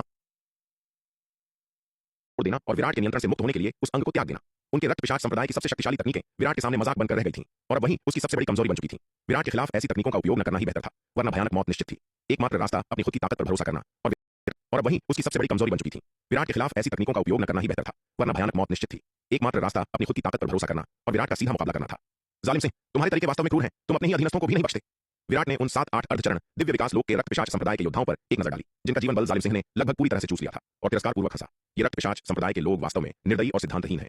खतरे के समय वे अपने ही लोगों पर भी कोई दया नहीं दिखाते, क्रूरता की सारी हदें पार कर देते हैं। यह दुनिया ताकतवर द्वारा कमजोर का शिकार करने की है। अगर वे पर्याप्त शक्तिशाली नहीं है, तो यह उनका सौभाग्य है कि वे इस युवा मालिक के लिए भोजन बन सकें। जालिम सिंह ने उपहास करते हुए कहा, तुम रक्त पिशाच संप्रदाय के लोग सचमुच अमानवीय जानवर हो। जालिम सिंह की बातें सुनकर विराट ने ठंडे स्वर में कहा, विराट, बकवास बंद करो, मरने के लिए तैयार हो जाओ। जालिम सिंह ने क्रोधित होकर कहा। इसके साथ ही उसने अपना हाथ खोला और एक रक्त लाल ब्लेड जिससे भयानक रोशनी निकल रही थी उसके हाथ में प्रकट हुआ। उसने विराट की ओर एक जोरदार वार किया। अब जब वह आरोहण लोक के शिखर पर पहुंच गया था, उसकी शक्ति 10 गुना से भी अधिक बढ़ गई थी और विराट का सामना करते समय जालिम सिंह अब आत्मविश्वास से भरा था। जालिम सिंह के वार का सामना करते हुए विराट ने बचाव के लिए तुरंत अपनी तलवार और जादुई हथियार निकाल लिए। एक जोरदार धमाके के साथ विराट हजारों मील दूर जा गिरा। उसकी छाती में रक्त उबलने लगा और वह लगभग खून की उल्टी करने ही वाला था। विराट की आंखों में सदमे की झलक थी। आरोहण लोक के शिखर पर पहुंचने के बाद जालिम सिंह की शक्ति वास्तव में भयानक हो गई थी। अपनी वर्तमान स्थिति में वह उसका मुकाबला करने से बहुत दूर था। बिना किसी हिचकिचाहट के विराट ने तुरंत वायु पिशाच तुंबी निकाली, उसका ढक्कन खोला और भयानक वायु पिशाचों को जालिम सिंह पर हमला करने के लिए छोड़ दिया। यह देखकर जालिम सिंह ने ठंडी सांस ली। उसका रक्त लाल ब्लेड चमका और उसने हमलावर वायु पिशाचों को लगातार काटना शुरू कर दिया। आरोहण लोक के शिखर को तोड़ने के बाद वह वास्तव में अपने रक्त लाल ब्लेड से वायु पिशाच तुंबी द्वारा छोड़े गए वायु पिशाचों का सामना करने में सक्षम था। जालिम सिंह के हाथ में मौजूद रक्त लाल ब्लेड कोई साधारण वस्तु नहीं थी। यद्यपि यह जन्मजात जादुई हथियार नहीं था, फिर भी यह एक शीर्ष श्रेणी का अर्धचरण जन्मजात जादुई हथियार था। इस तथ्य के साथ कि उसकी वर्तमान शक्ति विराट से कहीं अधिक थी, वह अपने जादुई हथियार की शक्ति की कमी को पूरा कर सकता था। यह देखकर विराट ने अपना मन एकाग्र किया और एक धमाके के साथ उसके शरीर से अनंत बैंगनी बिजली फूटी जो जालिम सिंह की ओर झपटी। बैंगनी बिजली के प्रत्येक बोल्ट में भयानक शक्ति थी। यद्यपि यह वायु पिशाच तुंबी द्वारा छोड़े गए वायु पिशाचों की तुलना नहीं कर सकता था, लेकिन अगर जालिम सिंह ने इसे खुद पर गिरने दिया तो उसे भारी नुकसान उठाना पड़ सकता था। जब से विद्युत भक्षक मोती अर्धचरण जन्मजात स्तर तक उन्नत हुआ था, विराट ने पूरी तरह से युद्ध में इसका उपयोग नहीं किया था। अब जालिम सिंह जैसे दुर्जय प्रतिद्वंद्वी का सामना करते हुए विराट स्वाभाविक रूप से पीछे नहीं हटने वाला था। हालांकि विद्युत भक्षक मोती द्वारा छोड़ी गई बैंगनी बिजली जालिम सिंह को घातक चोट नहीं पहुंचा सकती थी, लेकिन यह उसकी सुरक्षा को बाधित कर सकती थी और वायु पिशाच तुंबी द्वारा छोड़े गए वायु पिशाचों के लिए हमला करने के अवसर पैदा कर सकती थी। आसमान को अपनी ओर आती हुई बैंगनी बिजली से भरा देख जालिम सिंह के चेहरे का भाव थोड़ा बदल गया। उसने हिंसक बैंगनी बिजली को खुद पर गिरने देने की हिम्मत नहीं की। एक विचार के साथ उसके चारों ओर रक्त का एक विशाल समुद्र प्रकट हुआ, जिसने बैंगनी बिजली की बमबारी को रोक दिया। बॉस, मैं आपकी मदद के लिए आ गया हूं, शार्दुल चिल्लाया। इसके साथ ही उसने अपना विशाल मुंह खोला और एक विशाल हथौड़ा थूक दिया। फिर वह एक विशालकाय बाघ में बदल गया। हथौड़ा लहराते हुए जालिम सिंह की ओर दौड़ पड़ा। इस समय नीलिमा नन्ही चिड़िया भी होश में आ गई। उसे याद आया कि कैसे जालिम सिंह के हाथों लगभग उसकी जान चली गई थी और वह क्रोध से भर गई।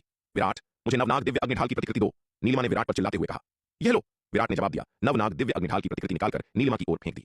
उसने पहले नीलिमा को यह प्रतिकृति नहीं दी थी, क्योंकि उसे चिंता थी कि यह मूर्ख पक्षी लापरवाह हो जाएगा और प्रतिकृति की शक्ति पर भरोसा करके सीधे जालिम सिंह से लड़ने चला जाएगा। लेकिन उसे उम्मीद नहीं थी कि प्रतिकृति के बिना भी यह मूर्ख पक्षी जालिम सिंह से लड़ने चला जाएगा। अगर वह जल्दी नहीं पहुंचता तो आज यह नन्ही चिड़िया शायद मर ही जाती। सच तो यह है कि उसे हिमशिखा का शुक्रिया अदा करना चाहिए।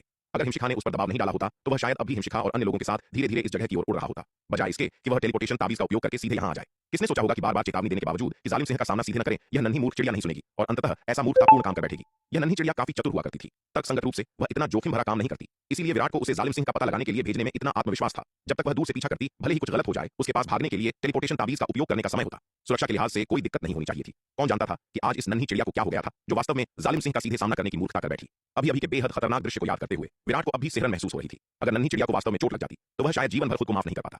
नीलिमा ने विराट द्वारा फेंकी गई नवनाग दिव्य अग्निढाल की प्रतिकृति को पकड़ा, उसमें अपना असली सार डाला और एक दहाड़ के साथ 9 विशाल अग्नि ड्रैगन तुरंत प्रतिकृति से बाहर निकले और जालिम सिंह की ओर लगे। नवनाग दिव्य अग्निढाल की प्रतिकृति अब अर्धचरण जन्मजात स्तर तक उन्नत हो चुकी थी और इसकी शक्ति असाधारण थी। इसके अलावा नीलिमा मूल रूप से आग से खेलने में कुशल थी और उसके नियंत्रण में नवनाग दिव्य अग्निढाल की प्रतिकृति ने तुरंत अपनी अधिकतम शक्ति जारी की जालिम सिंह पर हमला कर दिया। यह देखकर कि विराट, शार्दूल और नीलिमा सभी ने जालिम सिंह पर हमला कर दिया है, जयवर्धन ने भी अपनी तलवार उठा ली और युद्ध में शामिल हो गया। पल भर में 4 उस्तादों ने मिलकर जालिम सिंह को घेर लिया और आसमान में एक बेहद भीषण लड़ाई छिड़ गई। चारों के हमलों का बचाव करते हुए जालिम सिंह ने रक्त पिशाच संप्रदाय के योद्धाओं के रक्त और ऊर्जा साधना को सोखना जारी रखा। उसकी ताकत अभी भी लगातार बढ़ रही थी। वह एक के खिलाफ 4 लड़ रहा था और हालांकि उसके लिए टिके रहना मुश्किल था, लेकिन विराट और अन्य 3 उसे फिलहाल हराने में असमर्थ थे। यह देखकर विराट का चेहरा कुछ गंभीर हो गया। यह हरामी आरोहण लोक के शिखर को तोड़ने के बाद अभी भी भयानक रूप से शक्तिशाली था। यदि वह और अधिक सोखता रहा तो बाद में उससे निपटना और भी मुश्किल हो जाएगा।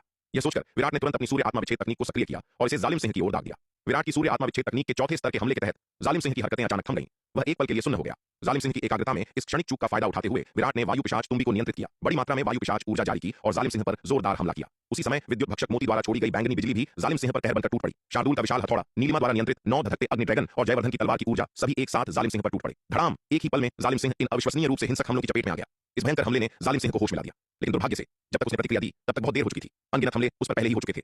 हा हा! जालिम सिंह ने एक तीखी चीख निकाली क्योंकि उसका शरीर छलनी हो गया था। सौभाग्य से उसके खूनी स्पर्शक अभी भी रक्त पिशाच संप्रदाय के योद्धाओं को भेद रहे थे, लगातार उनके जीवन बल और साधना को निगल रहे थे। हालांकि उसे बुरी तरह पीटा गया था और अकल्पनीय चोटें आई थीं, लेकिन उसके जीवन बल की निरंतर भरपाई ने उसे जीवित रहने और मौके पर ही मारे जाने से बचने की अनुमति दी। फिर भी उसकी चोटें पूरी तरह से सोखे गए रक्त और ऊर्जा से ठीक नहीं हो सकती थीं, क्योंकि इस बार उसकी चोटें बहुत गंभीर थीं।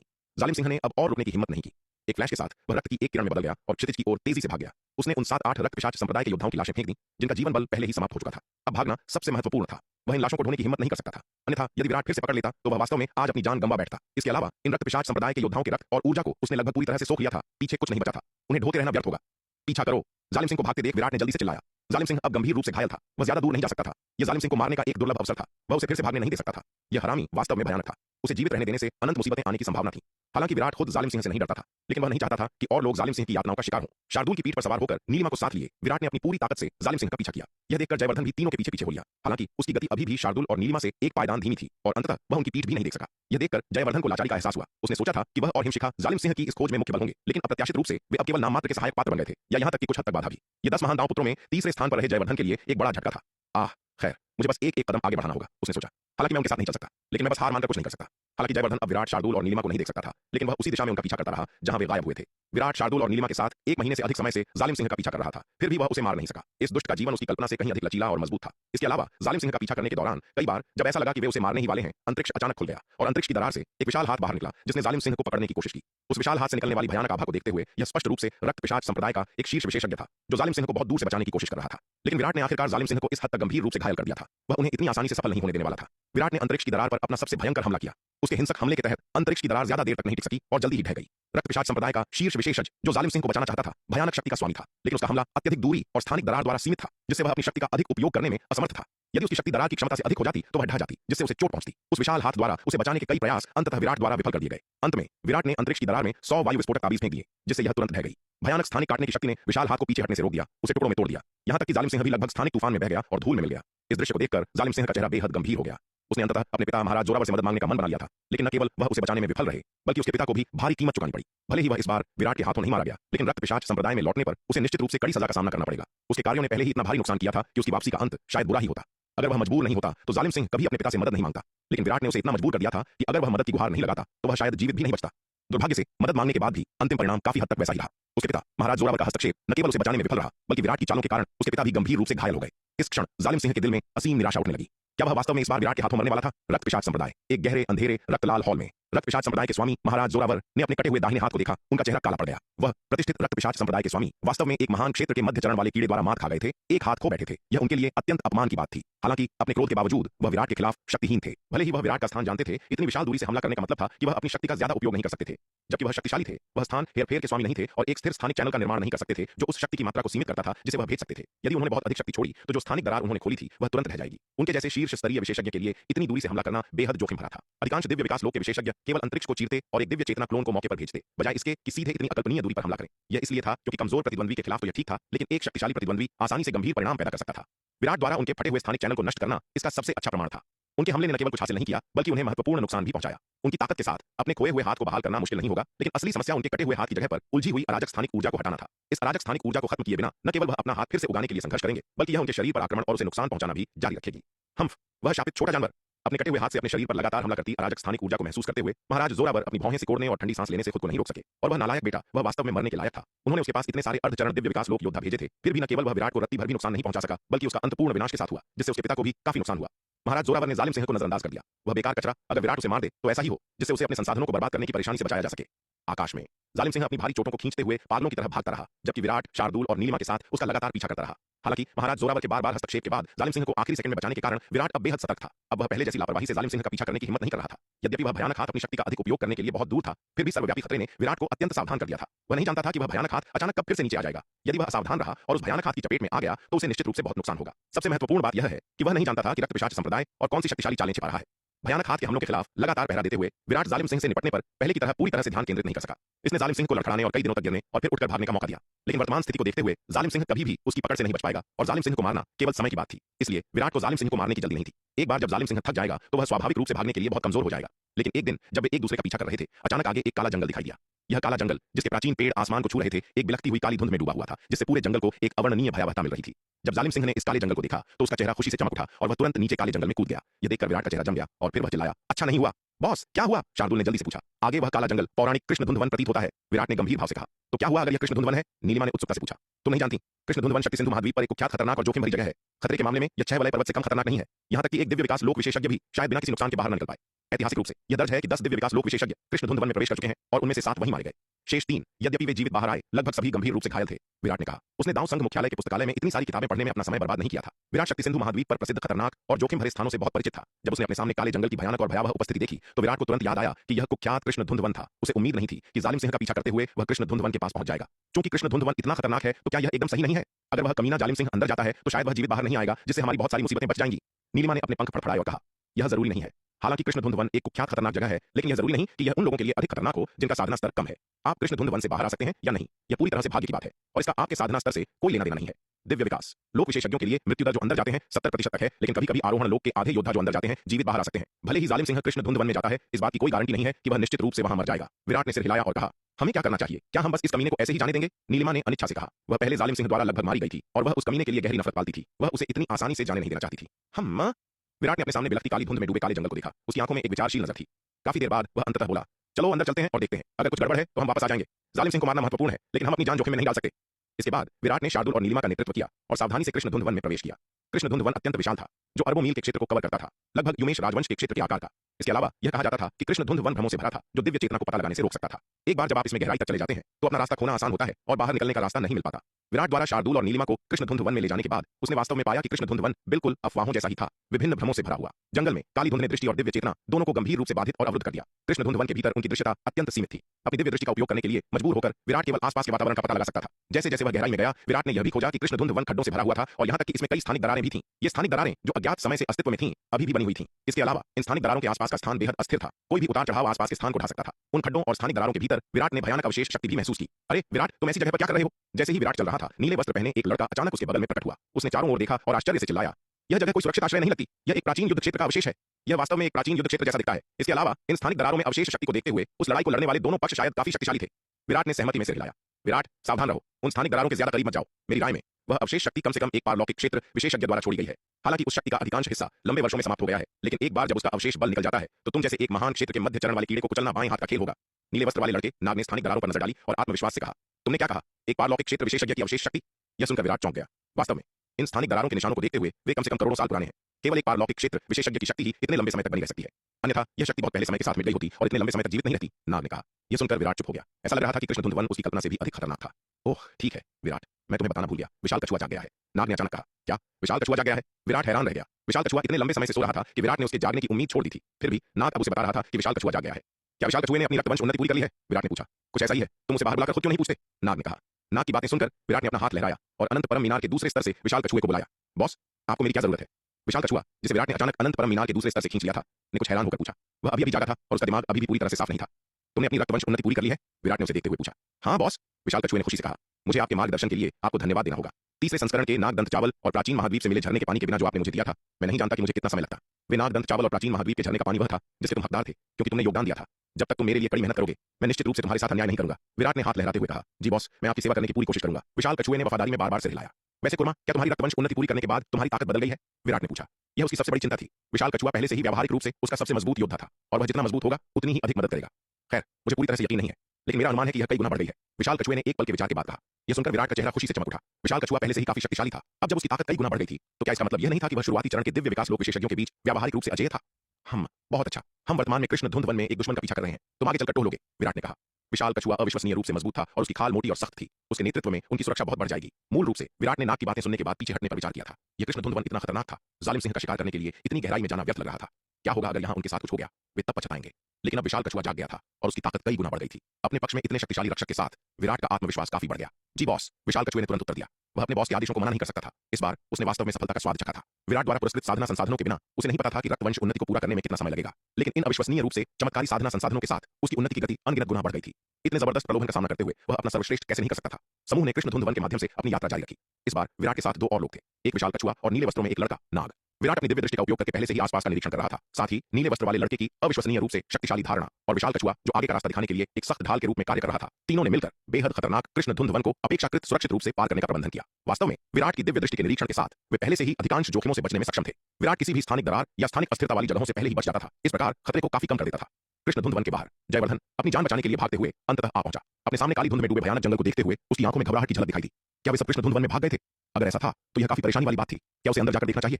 अपने सामने काले जंगल को देखते हुए जयवर्धन एक पल के लिए हिचकिचाया, लेकिन काफी विचार विमर्श के बाद उसने अंततः खुद को तैयार किया और अंदर कूद गया। यह मिशन मूल रूप से उसके और हिमशिखा के नेतृत्व में था, लेकिन अब उन्हें किनारे कर दिया गया था और विराट नेतृत्व कर रहा था। अगर विराट पहले ही जालिम सिंह का शिकार करने के लिए कृष्ण धुंध वन में प्रवेश कर चुका था तो उसके लिए इतना संकोच और डरना कोई मायने नहीं रखता था। जैसे ही जयवर्धन ने काले जंगल में प्रवेश किया, दक्षिण में खरबों मील दूर एक युवा जोड़ा आसमान में उड़ रहा था।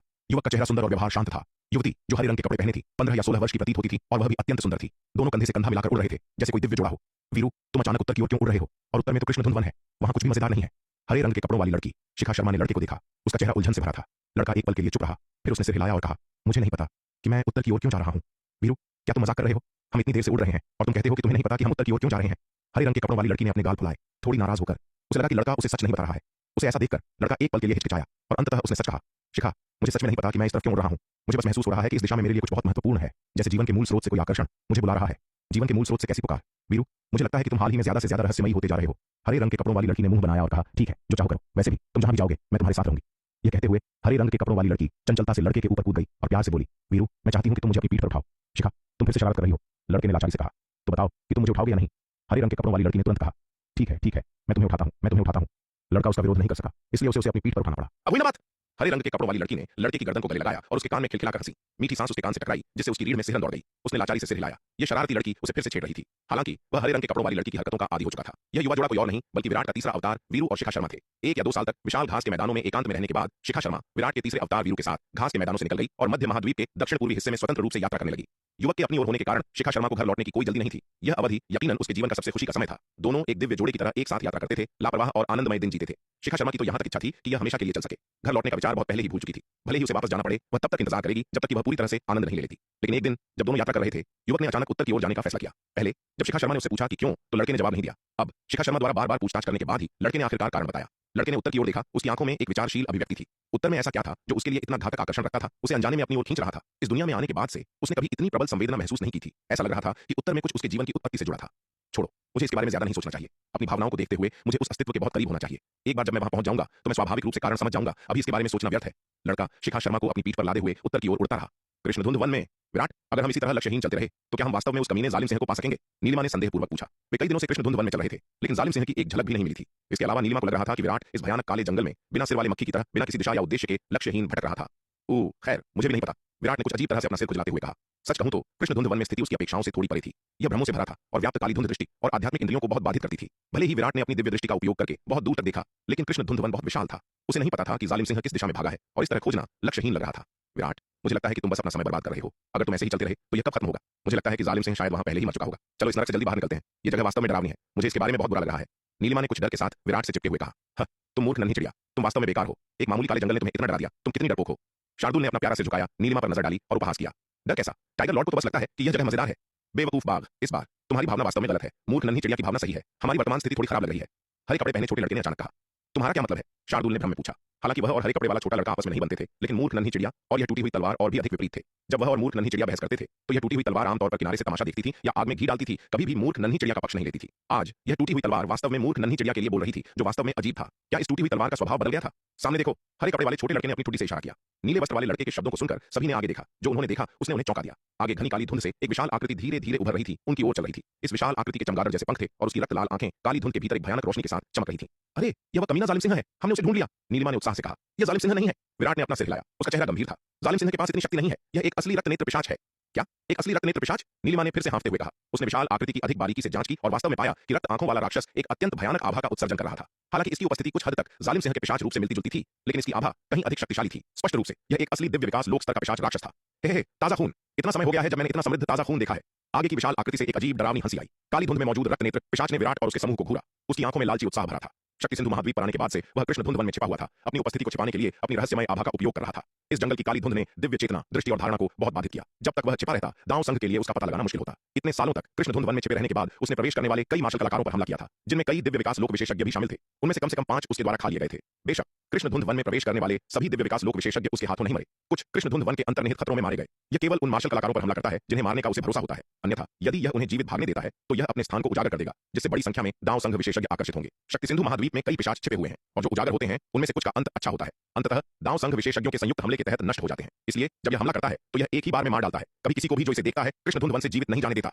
कृष्ण धुंध वन में प्रवेश करने वाले कई शक्तिशाली व्यक्तियों को खाने के बावजूद इसका अस्तित्व अज्ञात बना हुआ है। आज विराट और उसके समूह को अपने क्षेत्र में प्रवेश करते देखने के बाद उसने सावधानीपूर्वक उनका सर्वेक्षण किया और उन्हें कोई खतरा नहीं मानते हुए खुद को प्रकट किया, उन्हें खाने के लिए तैयार। प्राणी ने विराट महान क्षेत्र के मध्य चरण में एकमात्र चींटी को गंभीरता से नहीं लिया। ऐसी चींटी को अगर वह खाता भी तो उसके दांतों के बीच की जगह भरने के लिए भी पर्याप्त नहीं होगी। उसकी मामूली साधना बस अपर्याप्त थी। इसके मुख्य लक्ष्य विशाल कछुआ, सफेद बाघ, शार्दूल और नीलिमा थे। अपनी तेज दृष्टि से वह बता सकता था कि इन जानवरों के पास असाधारण रक्तवंश थे जो साधारण राक्षसी जानवरों से बहुत दूर थे। उन्हें खाने से अकल्पनीय लाभ मिलेंगे। एक असली रक्त नेत्र पिशाच कृष्ण धुंध वन में छिपा है, यह वास्तव में अप्रत्याशित है, विराट ने कहा। जैसे ही पिशाच राक्षस पास आया उसने उससे निकलने वाले एक अत्यंत घातक खतरे को महसूस किया। स्पष्ट रूप से यह पिशाच राक्षस अविश्वसनीय रूप से शक्तिशाली था। घबराओ मत बॉस, मेरे यहाँ होते हुए मैं इस कमीने को तुम्हारे सिर का एक बाल भी बांका नहीं करने दूंगा। विशाल कछुआ समूह के सामने खड़ा हो गया। उसकी आवाज दृढ़ थी। तुम कमीने, तुम मुश्किल से खुद को बचा सकते हो, फिर भी तुम इंसानी चींटियों की रक्षा करना चाहते हो। तुम वास्तव में खुद को बहुत ज्यादा आंक रहे हो। रक्त नेत्र पिशाच ने उपहास किया। हालांकि तुम कमीने, तुम्हारी रक्तवंश शक्ति काफी असाधारण है। तुम्हारा खून और ऊर्जा मेरे लिए एक बेहतरीन टॉनिक है। जैसे ही उसने बोला, एक रक्त लाल स्पर्शक अचानक रक्त नेत्र पिशाच के शरीर से निकला, जो विशाल कछुए के चारों ओर लिपट गया। बहुत बढ़िया। यह देखते ही विशाल कछुआ दहाड़ा। उसने अपना शरीर हिलाया और तुरंत 2 लाख मील व्यास में फैले एक विशाल कछुए में बदल गया। एक घूंट के साथ उसके मुंह से पानी की एक धार निकली जो रक्त लाल स्पर्शक की ओर टकराई। यह देखकर कि विशाल कछुए ने हमला करना शुरू कर दिया है, शार्दूल ने भी अपना शरीर हिलाया। एक विशाल बाघ में बदल गया और रक्त नेत्र पिशाच की ओर झपटा। यह देखकर नीलिमा ने संकोच नहीं किया। एक जोरदार चीख के साथ वह एक विशाल नीले पक्षी में बदल गई, जिसने आसमान को ढक दिया। नवनाग दिव्य अग्निढाल की प्रतिकृति को बुलाया और रक्त नेत्र पिशाच पर हमला कर दिया। इस राक्षस को देखने से पहले वह भयानक कृष्ण धुंध वन से कुछ डरी हुई थी, लेकिन राक्षस के प्रकट होने के बाद वह अब नहीं डरी। उसी समय विराट ने पहले ही वायु पिशाच तुम्बी निकाल ली थी। उसका ढक्कन खोला और रक्त नेत्र पिशाच पर हमला कर दिया। कृष्ण धुंध वन में एक धरती हिला देने वाली लड़ाई छिड़ गई। चारों में विशाल कछुआ सबसे मजबूत था और उसने अकेले ही रक्त नेत्र पिशाच के अधिकांश हमलों का सामना किया। इस बार विराट ने आखिरकार रक्तवंश उन्नति के बाद विशाल कछुए की असली ताकत देखी। यह अविश्वसनीय रूप से शक्तिशाली था। यहाँ तक कि वायु पिशाच तुम्बी के साथ विराट द्वारा छोड़ी गई शक्ति भी बहुत कम थी। रक्त नेत्र पिशाच स्पष्ट रूप से उम्मीद नहीं कर रहा था कि विशाल कछुआ इतना शक्तिशाली होगा और एक पल के लिए वह भी विशाल कछुए के प्रदर्शन से हैरान रह गया। उसने शुरू में सोचा था कि वह इस समूह को एक ही चाल से आसानी से खा सकता है। हालांकि जब लड़ाई वास्तव में शुरू हुई तो उसने पाया कि इस अखरोट को तोड़ना इतना आसान नहीं था। अकेले कछुआ ही एक दुर्जय प्रतिद्वंद्वी था। कछुए की ताकत गौण थी। मुख्य मुद्दा उसका हास्यास्पद रूप से मजबूत बचाव था। उसके शक्तिशाली हमलों के बावजूद कछुए ने उनका सामना किया था, जो उसकी उम्मीदों से कहीं अधिक था। हालांकि रक्त नेत्र पिशाच केवल शुरू में हैरान था। वह जल्दी ही ठीक हो गया और समूह पर जोरदार हमला कर दिया। पल भर में वे नुकसान में थे। यह देखकर विराट का चेहरा गंभीर हो गया। यह रक्त नेत्र पिशाच बहुत शक्तिशाली था। स्पष्ट रूप से एक साधारण दिव्य विकास लोक विशेषज्ञ के बराबर नहीं था। युद्ध शक्ति के मामले में यह दांव संघ के 9 संरक्षकों में से एक नक्श के बराबर भी था। रक्त नेत्र पिशाच की दुर्जय शक्ति को देखकर शार्दूल ने तुरंत एक शक्तिवर्धक ताबीज निकाला और उसे अपने शरीर पर चिपका दिया, जिससे तुरंत उसकी आभा कई गुना बढ़ गई। इसके अलावा खुद पर शक्तिवर्धक ताबीज लगाने के बाद शार्दूल ने एक और निकाला, विशाल कछुए के पास गया और उसे कछुए के शरीर पर चिपका दिया। शक्तिवर्धक ताबीज तुरंत प्रकाश की एक धारा में बदल गया और कछुए के शरीर में प्रवेश कर गया। हालांकि विशाल कछुए की ताकत पर शक्तिवर्धक ताबीज का प्रभाव शार्दूल पर इसके प्रभाव जितना महत्वपूर्ण नहीं था। इसने केवल कछुए की ताकत को दोगुना किया, शार्दूल की तात्कालिक वृद्धि के विपरीत। आखिरकार विराट के वर्तमान साधना स्तर के साथ वह जो शक्तिवर्धक ताबीज बना सकता था, वे केवल दिव्य विकास लोक से नीचे के विशेषज्ञों के खिलाफ प्रभावी थे। यद्यपि विशाल कछुआ अभी भी अर्धचरण दिव्य विकास लोक में था, उसकी युद्ध शक्ति आरोहण लोक से बहुत अधिक थी, इसलिए उस पर शक्तिवर्धक ताबीज का प्रभाव शार्दूल पर इसके प्रभाव से बहुत कम था। यह देखकर नीलिमा ने जल्दी से एक शक्तिवर्धक ताबीज निकाला और खुद पर चिपका लिया, जिससे उसकी ताकत कई गुना बढ़ गई। शार्दूल, विशाल कछुए और नीलिमा द्वारा क्रमिक रूप से शक्तिवर्धक ताबीज का उपयोग करने के बाद स्थिति में कुछ सुधार हुआ। हालांकि यह केवल एक सुधार था, उलटफेर नहीं। रक्त नेत्र पिशाच बस बहुत शक्तिशाली था। शक्तिवर्धक ताबीज के साथ भी वे अभी भी उसका मुकाबला नहीं कर पा रहे थे। यदि यह जारी रहा तो वे संभवतः जल्द ही रक्त नेत्र पिशाच द्वारा हरा दिए जाएंगे और खुद को भयानक खतरे में पाएंगे। यह देखकर विराट ने अपने दांत भींच लिए और चिल्लाया, नाग, यहाँ आओ।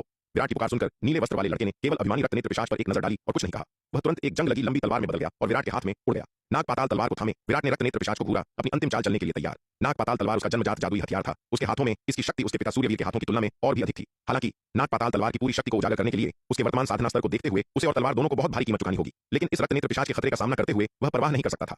विराट ने अपनी तलवार लहराई। वह रक्त दहन गुप्त तकनीक को उजागर करने ही वाला था। अपनी रक्तवंश शक्ति के एक महत्वपूर्ण हिस्से को जलाते हुए जब अचानक एक अतुलनीय रूप से तेज तलवार की रोशनी आसमान में कौंध गई। यह तलवार की रोशनी माप से परे भयानक थी। जहां भी यह गुजरी, इसने अंतरिक्ष को 2 टुकड़ों में काट दिया। तलवार की रोशनी आसमान में छा गई। अंततः रक्त नेत्र पिशाच पर जोर से प्रहार किया। नहीं, रक्त नेत्र पिशाच की पुतलियां सिकुड़ गईं, उसकी आंखें अत्यधिक भय से भर गईं, वह अनिच्छुक क्रोध में दहाड़ा, लेकिन दुर्भाग्य से यह तलवार की रोशनी बहुत भयानक थी। इसकी शक्ति के तहत वह विरोध भी नहीं कर सका और तलवार की रोशनी से बह गया। रक्त नेत्र पिशाच का विशाल शरीर अचानक सख्त हो गया, फिर दो टुकड़ों में बंट गया और आसमान से गिर गया बेजान। घटनाओं के इस अचानक मोड़ को देखकर सभी ने हैरान होकर एक दूसरे को देखा। इस रक्त नेत्र पिशाच को किसने मारा? इतनी भयानक शक्ति! इस तलवार के वार की शक्ति को देखते हुए यह अब तक का सबसे भयानक तलवार का वार था जो उन्होंने देखा था। यहाँ तक कि नाग पाताल तलवार का उपयोग करने वाले सूर्यवीर भी इस वार की तुलना नहीं कर सकते थे। जैसे ही सब लोग सदमे से उबर रहे थे, दो आकृतियां एक फ्लैश में उनके सामने प्रकट हुई। ये दो आकृतियां एक युवा जोड़ा थी। युवक सुंदर और तेज था, युवती सुंदर और शालीन, वास्तव में एक आदर्श जोड़ी। हालांकि जब सभी ने युवक का चेहरा स्पष्ट रूप से देखा तो उनके भाव अजीब हो गए, क्योंकि यह युवक बिल्कुल विराट जैसा दिखता था। यह युवा जोड़ा कोई और नहीं बल्कि विराट का तीसरा अवतार वीरू और शिखा शर्मा थे। कृष्णधुंध वन में पहुंचने पर दोनों ने एक भीषण लड़ाई के विस्फोट को महसूस किया और उसकी ओर दौड़ पड़े। नाजुक मोड़ पर विराट के तीसरे क्लोन ने हस्तक्षेप किया और एक ही तलवार के वार से रक्त नेत्र पिशाच को मार डाला। विराट को अपने सामने देखकर युवक तुरंत हिल गया।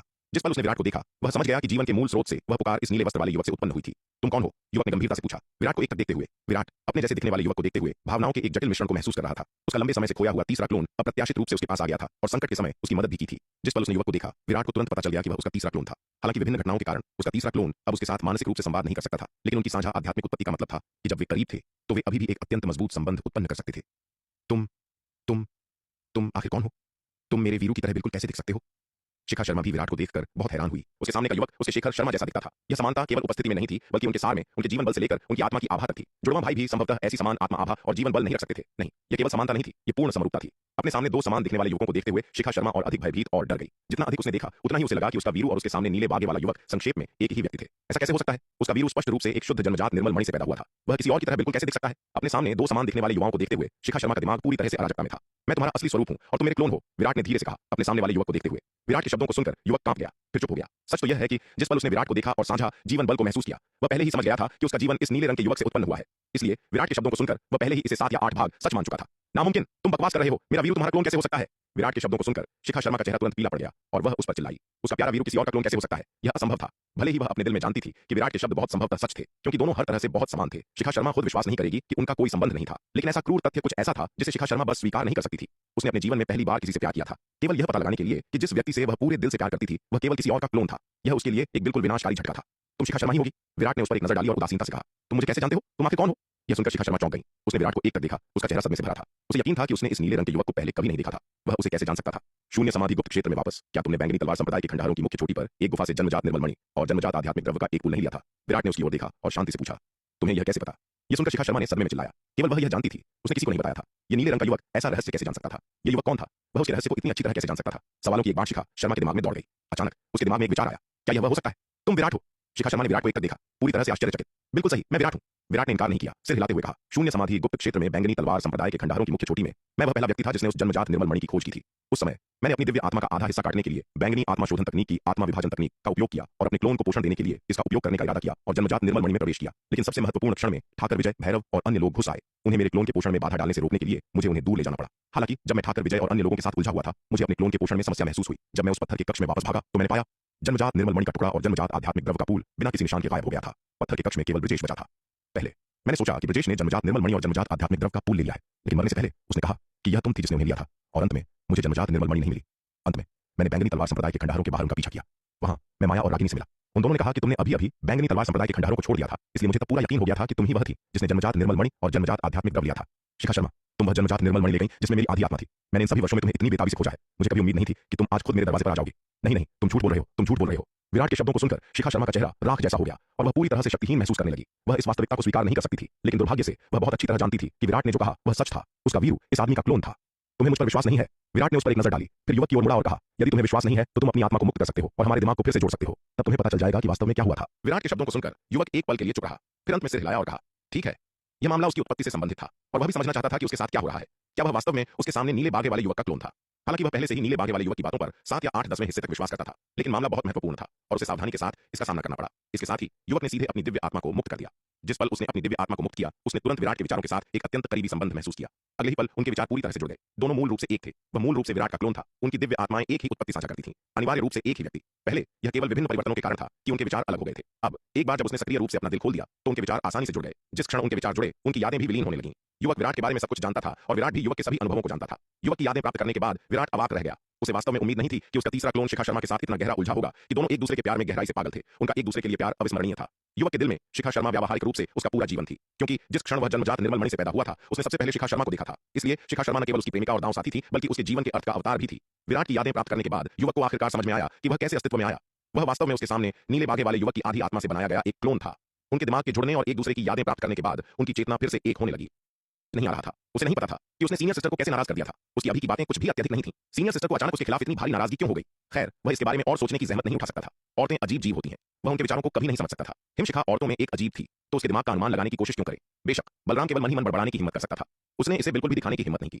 वह हिमशिखा जैसे शीर्ष विशेषज्ञ को नाराज करने का जोखिम नहीं उठा सकता था। सबके मिलने के बाद वे उस दिशा में उड़ते रहे जहां से वे आए थे। शार्दूल के आगे चलने के साथ उन्होंने आसानी से विराट के वर्तमान स्थान का निर्धारण कर लिया। एक दिन तक उड़ने के बाद उन्होंने आखिरकार विराट को एक पहाड़ी जंगल में पाया। इस समय विराट जमीन पर पालथी मारकर बैठा था और उसकी आंखें बंद थीं, स्पष्ट रूप से था।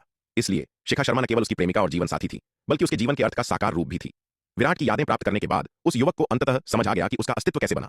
वह वास्तव में विराट की आत्मा के आधे हिस्से से बनाया गया एक अवतार था।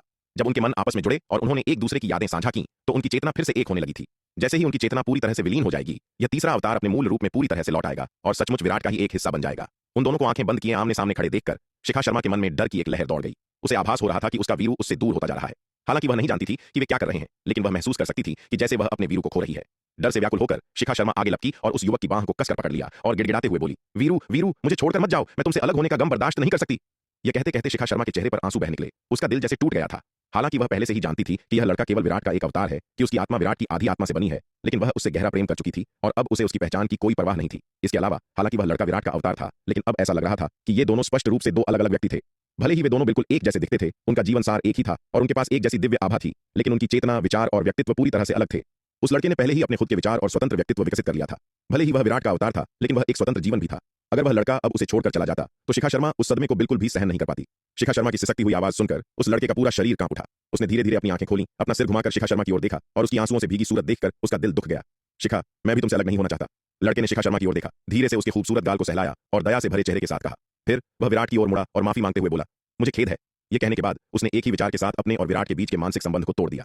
हालांकि विराट मूल शरीर था, लेकिन उस लड़के की ताकत उससे कहीं बहुत ज्यादा थी। लड़के द्वारा जबरदस्ती मानसिक संबंध तोड़ना ऐसा कुछ था जिसके बारे में विराट कुछ नहीं कर सकता था। विराट ने अपनी आंखें खोली, उन दोनों पर एक नजर डाली और बेबसी की एक लहर महसूस की। अफसोस, क्या विडंबना है, यह तीसरा अवतार आखिरकार इस महिला द्वारा लुभाया जाने वाला था। अपने तीसरे अवतार के साथ मानसिक संबंध स्थापित करने के बाद वह उसके अनुभवों और उसके दिल में शिखा शर्मा के महत्व को पूरी तरह समझ गया था। शिखा शर्मा का उस पर प्रभाव बहुत गहरा था। इस दुनिया में आने के बाद आंखें खोलने पर उसने सबसे पहले उसी को देखा था और वह उसकी प्यारी जीवन साथी भी थी। शिखा शर्मा ने उसके दिल में एक अपूरणीय जगह बना ली थी। यह कहा जा सकता है कि शिखा शर्मा व्यावहारिक रूप से उसका पूरा जीवन थी। अगर शिखा शर्मा न होती तो शायद तीसरा अवतार फिर से मूल शरीर के साथ विलीन होने का विकल्प चुनता, लेकिन क्योंकि वह शिखा शर्मा से अलग होना बर्दाश्त नहीं कर सकता था, इसलिए उस युवक ने आखिरकार मूल शरीर के साथ मानसिक संबंध तोड़ने का फैसला किया और एक स्वतंत्र व्यक्ति बन गया। वह शिखा शर्मा को दिल टूटे हुए और रोते हुए नहीं देख सकता था और न ही वह उसे उसके बाद अकेला और वीरान होते हुए देख सकता था। वीरू, मुझे पता था कि तुम मुझे नहीं छोड़ोगे। लड़के को जागते हुए देखकर शिखा शर्मा ने अपने आंसू पोंछे और बेहद खुशी के साथ कहा। उसने खुद को उसकी बाहों में फेंक दिया, उसे कसकर गले लगा लिया, जैसे डर हो कि वह अचानक उसकी तरफ से गायब हो जाएगा। काफी देर बाद शिखा शर्मा ने आखिरकार उसे छोड़ दिया, उसका हाथ पकड़ लिया और बार बार कहा, वीरू चलो यहाँ से जल्दी चलें, चलो घर चलें। वह विराट के पास एक पल के लिए भी और नहीं रहना चाहती थी, क्योंकि लड़का जितना अधिक समय तक रहेगा उतना ही अधिक खतरा होगा। वह बहुत डरी हुई थी कि विराट उसके वीरू को उससे छीन लेगा। हालांकि विराट बिल्कुल उसके वीरू जैसा दिखता था, लेकिन अंततः वह उसका शिखर शर्मा नहीं था। अरे शिखा शर्मा, मेरे ही सामने मेरे अवतार को चुराने की कोशिश कर रही हो? क्या तुम अपनी हद पार नहीं कर रही हो? मैंने अभी तक तुमसे अपनी जन्मजात निर्मल मणि और जन्मजात आध्यात्मिक द्रव चोरी करने का हिसाब भी नहीं चुकता किया है। शिखा शर्मा को लड़के को जल्दबाजी में खींचते हुए देखकर विराट ने अवाक होकर कहा, यह महिला बहुत ही बेशर्म थी। मेरे ठीक सामने मेरे अवतार को चुराने की हिम्मत कर रही है। वह वास्तव में मेरा असली शरीर का बिल्कुल भी सम्मान नहीं करती।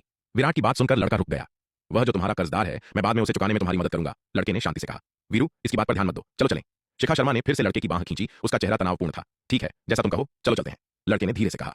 इसके साथ वह और शिखा शर्मा हाथ में हाथ डाले कृष्ण धुंध वन से निकल गए। उनकी जाती हुई आकृतियों को देखते हुए विराट को सिर दर्द महसूस होने लगा। लानत है, आखिर चल क्या रहा है? तुम मेरे अवतार हो, ठीक है, तुम उस महिला का कर्ज क्यों चुका रहे हो? मैं अपना कर्ज खुद चुकाऊंगा। मूल रूप से उसने बाद में अपने तीसरे अवतार को वापस मांगने के लिए शर्मा परिवार की हवेली जाने की योजना बनाई थी, लेकिन अब ऐसा लगता है कि उसका तीसरा अवतार उस महिला के पीछे जाने के लिए दृढ़ है। मालिक, क्या हम वास्तव में उन्हें ऐसे ही जाने देने वाले हैं? शार्दुल ने दो जाती हुई आकृतियों पर एक नजर डाली और मुड़कर विराट से पूछा। छोड़ो, उन्हें जाने दो, विराट ने अपना माथा रगड़ा और भयानक सिर दर्द के साथ कहा। वह और क्या कर सकता था? उसका तीसरा अवतार उसकी कल्पना से कहीं अधिक शक्तिशाली था। ताकत के मामले में वह उसके पिता सूर्यवीर से भी बहुत ज्यादा ताकतवर था और वह सबसे शक्तिशाली व्यक्ति था जिसे विराट ने कभी देखा था। बस एक तलवार के वार से उसने सीधे उस रक्त नेत्र पिशाच को मार डाला जिसकी ताकत नक्श के बराबर थी।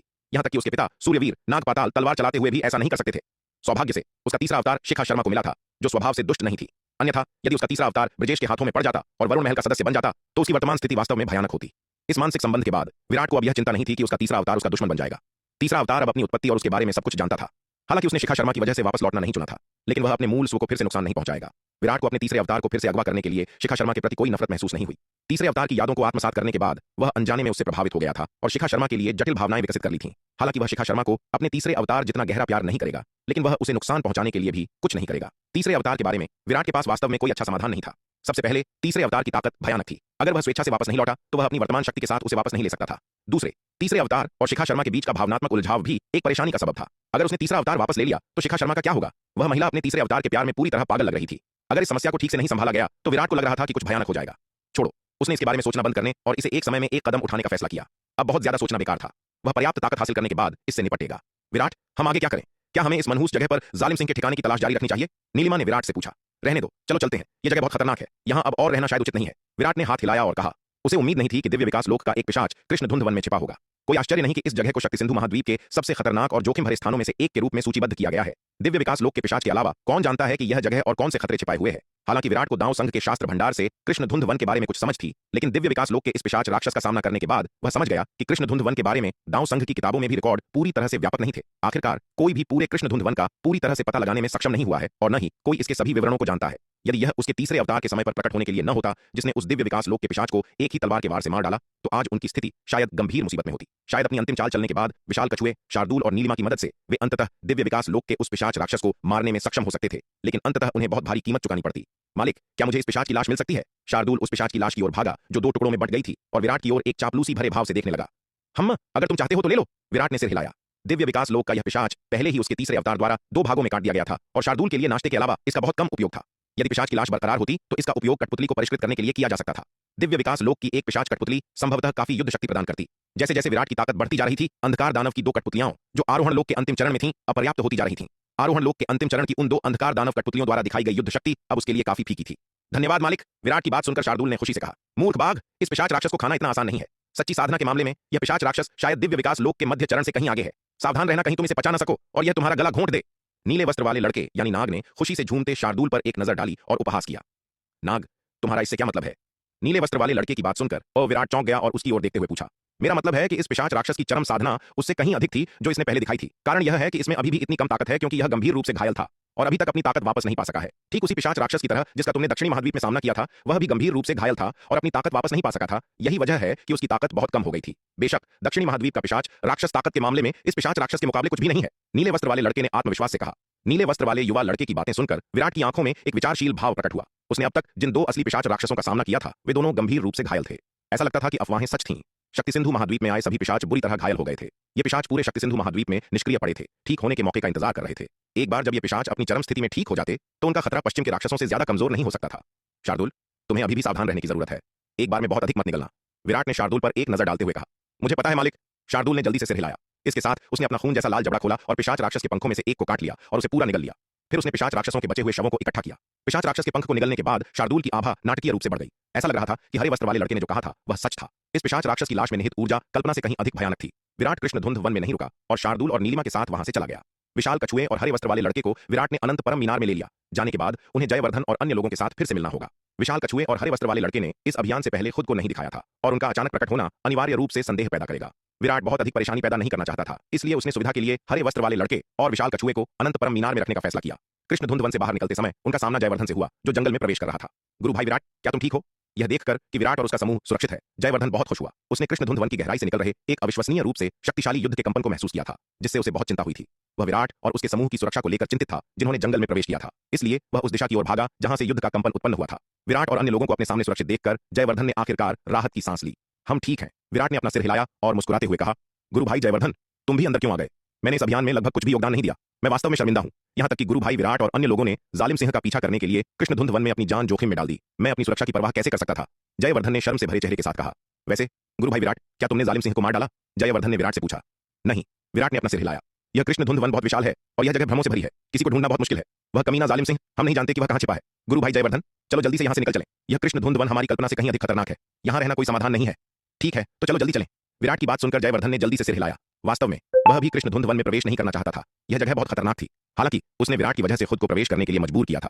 चूंकि विराट ने जाने का सुझाव दिया तो स्वाभाविक रूप से वह मना नहीं करेगा। यदि यह केवल वह अकेला होता तो कोई बात नहीं थी, लेकिन विराट दांव संघ के लिए बहुत महत्वपूर्ण था। एक मामूली जालिम सिंह का महत्व विराट की तुलना में बहुत कम था। जयवर्धन की नजरों में विराट की सुरक्षा सर्वोपरि थी। समूह तेजी से कृष्णधुंध वन से बाहर निकला और कई दिनों के बाद वे अंततः बाहर आ गए। जैसे ही वे बाहर निकले, हिमशिखा और उसका समूह आ गया। गुरु भाई जयवर्धन, तुम कृष्णधुंध वन में क्या करने भागे थे? जयवर्धन और विराट को जंगल से निकलते देख हिमशिखा ने आश्चर्य से पूछा। कृष्णधुंध वन बेहद खतरनाक था। जयवर्धन और विराट की ताकत के बावजूद इसमें प्रवेश करना अभी भी अविश्वसनीय रूप से जोखिम भरा था। जालिम सिंह कृष्णधुंध वन में भाग गया और मैंने गुरु भाई विराट को उसका पीछा करते देखा, इसलिए मैं उनके पीछे चला गया। जयवर्धन ने सच्चाई से जवाब दिया, बकवास, भले ही जालिम सिंह कृष्ण धुंध वन में भाग गया हो, तुम्हें उसका पीछा नहीं करना चाहिए था। हिमशिखा ने ठंडक से कहा, उस बदमाश जालिम सिंह को मारना महत्वपूर्ण है, लेकिन इस तरह अपनी जान जोखिम में डालना उचित नहीं है। जालिम सिंह को मारना वास्तव में महत्वपूर्ण था, लेकिन हिमशिखा की दृष्टि में उसके लिए अपनी जान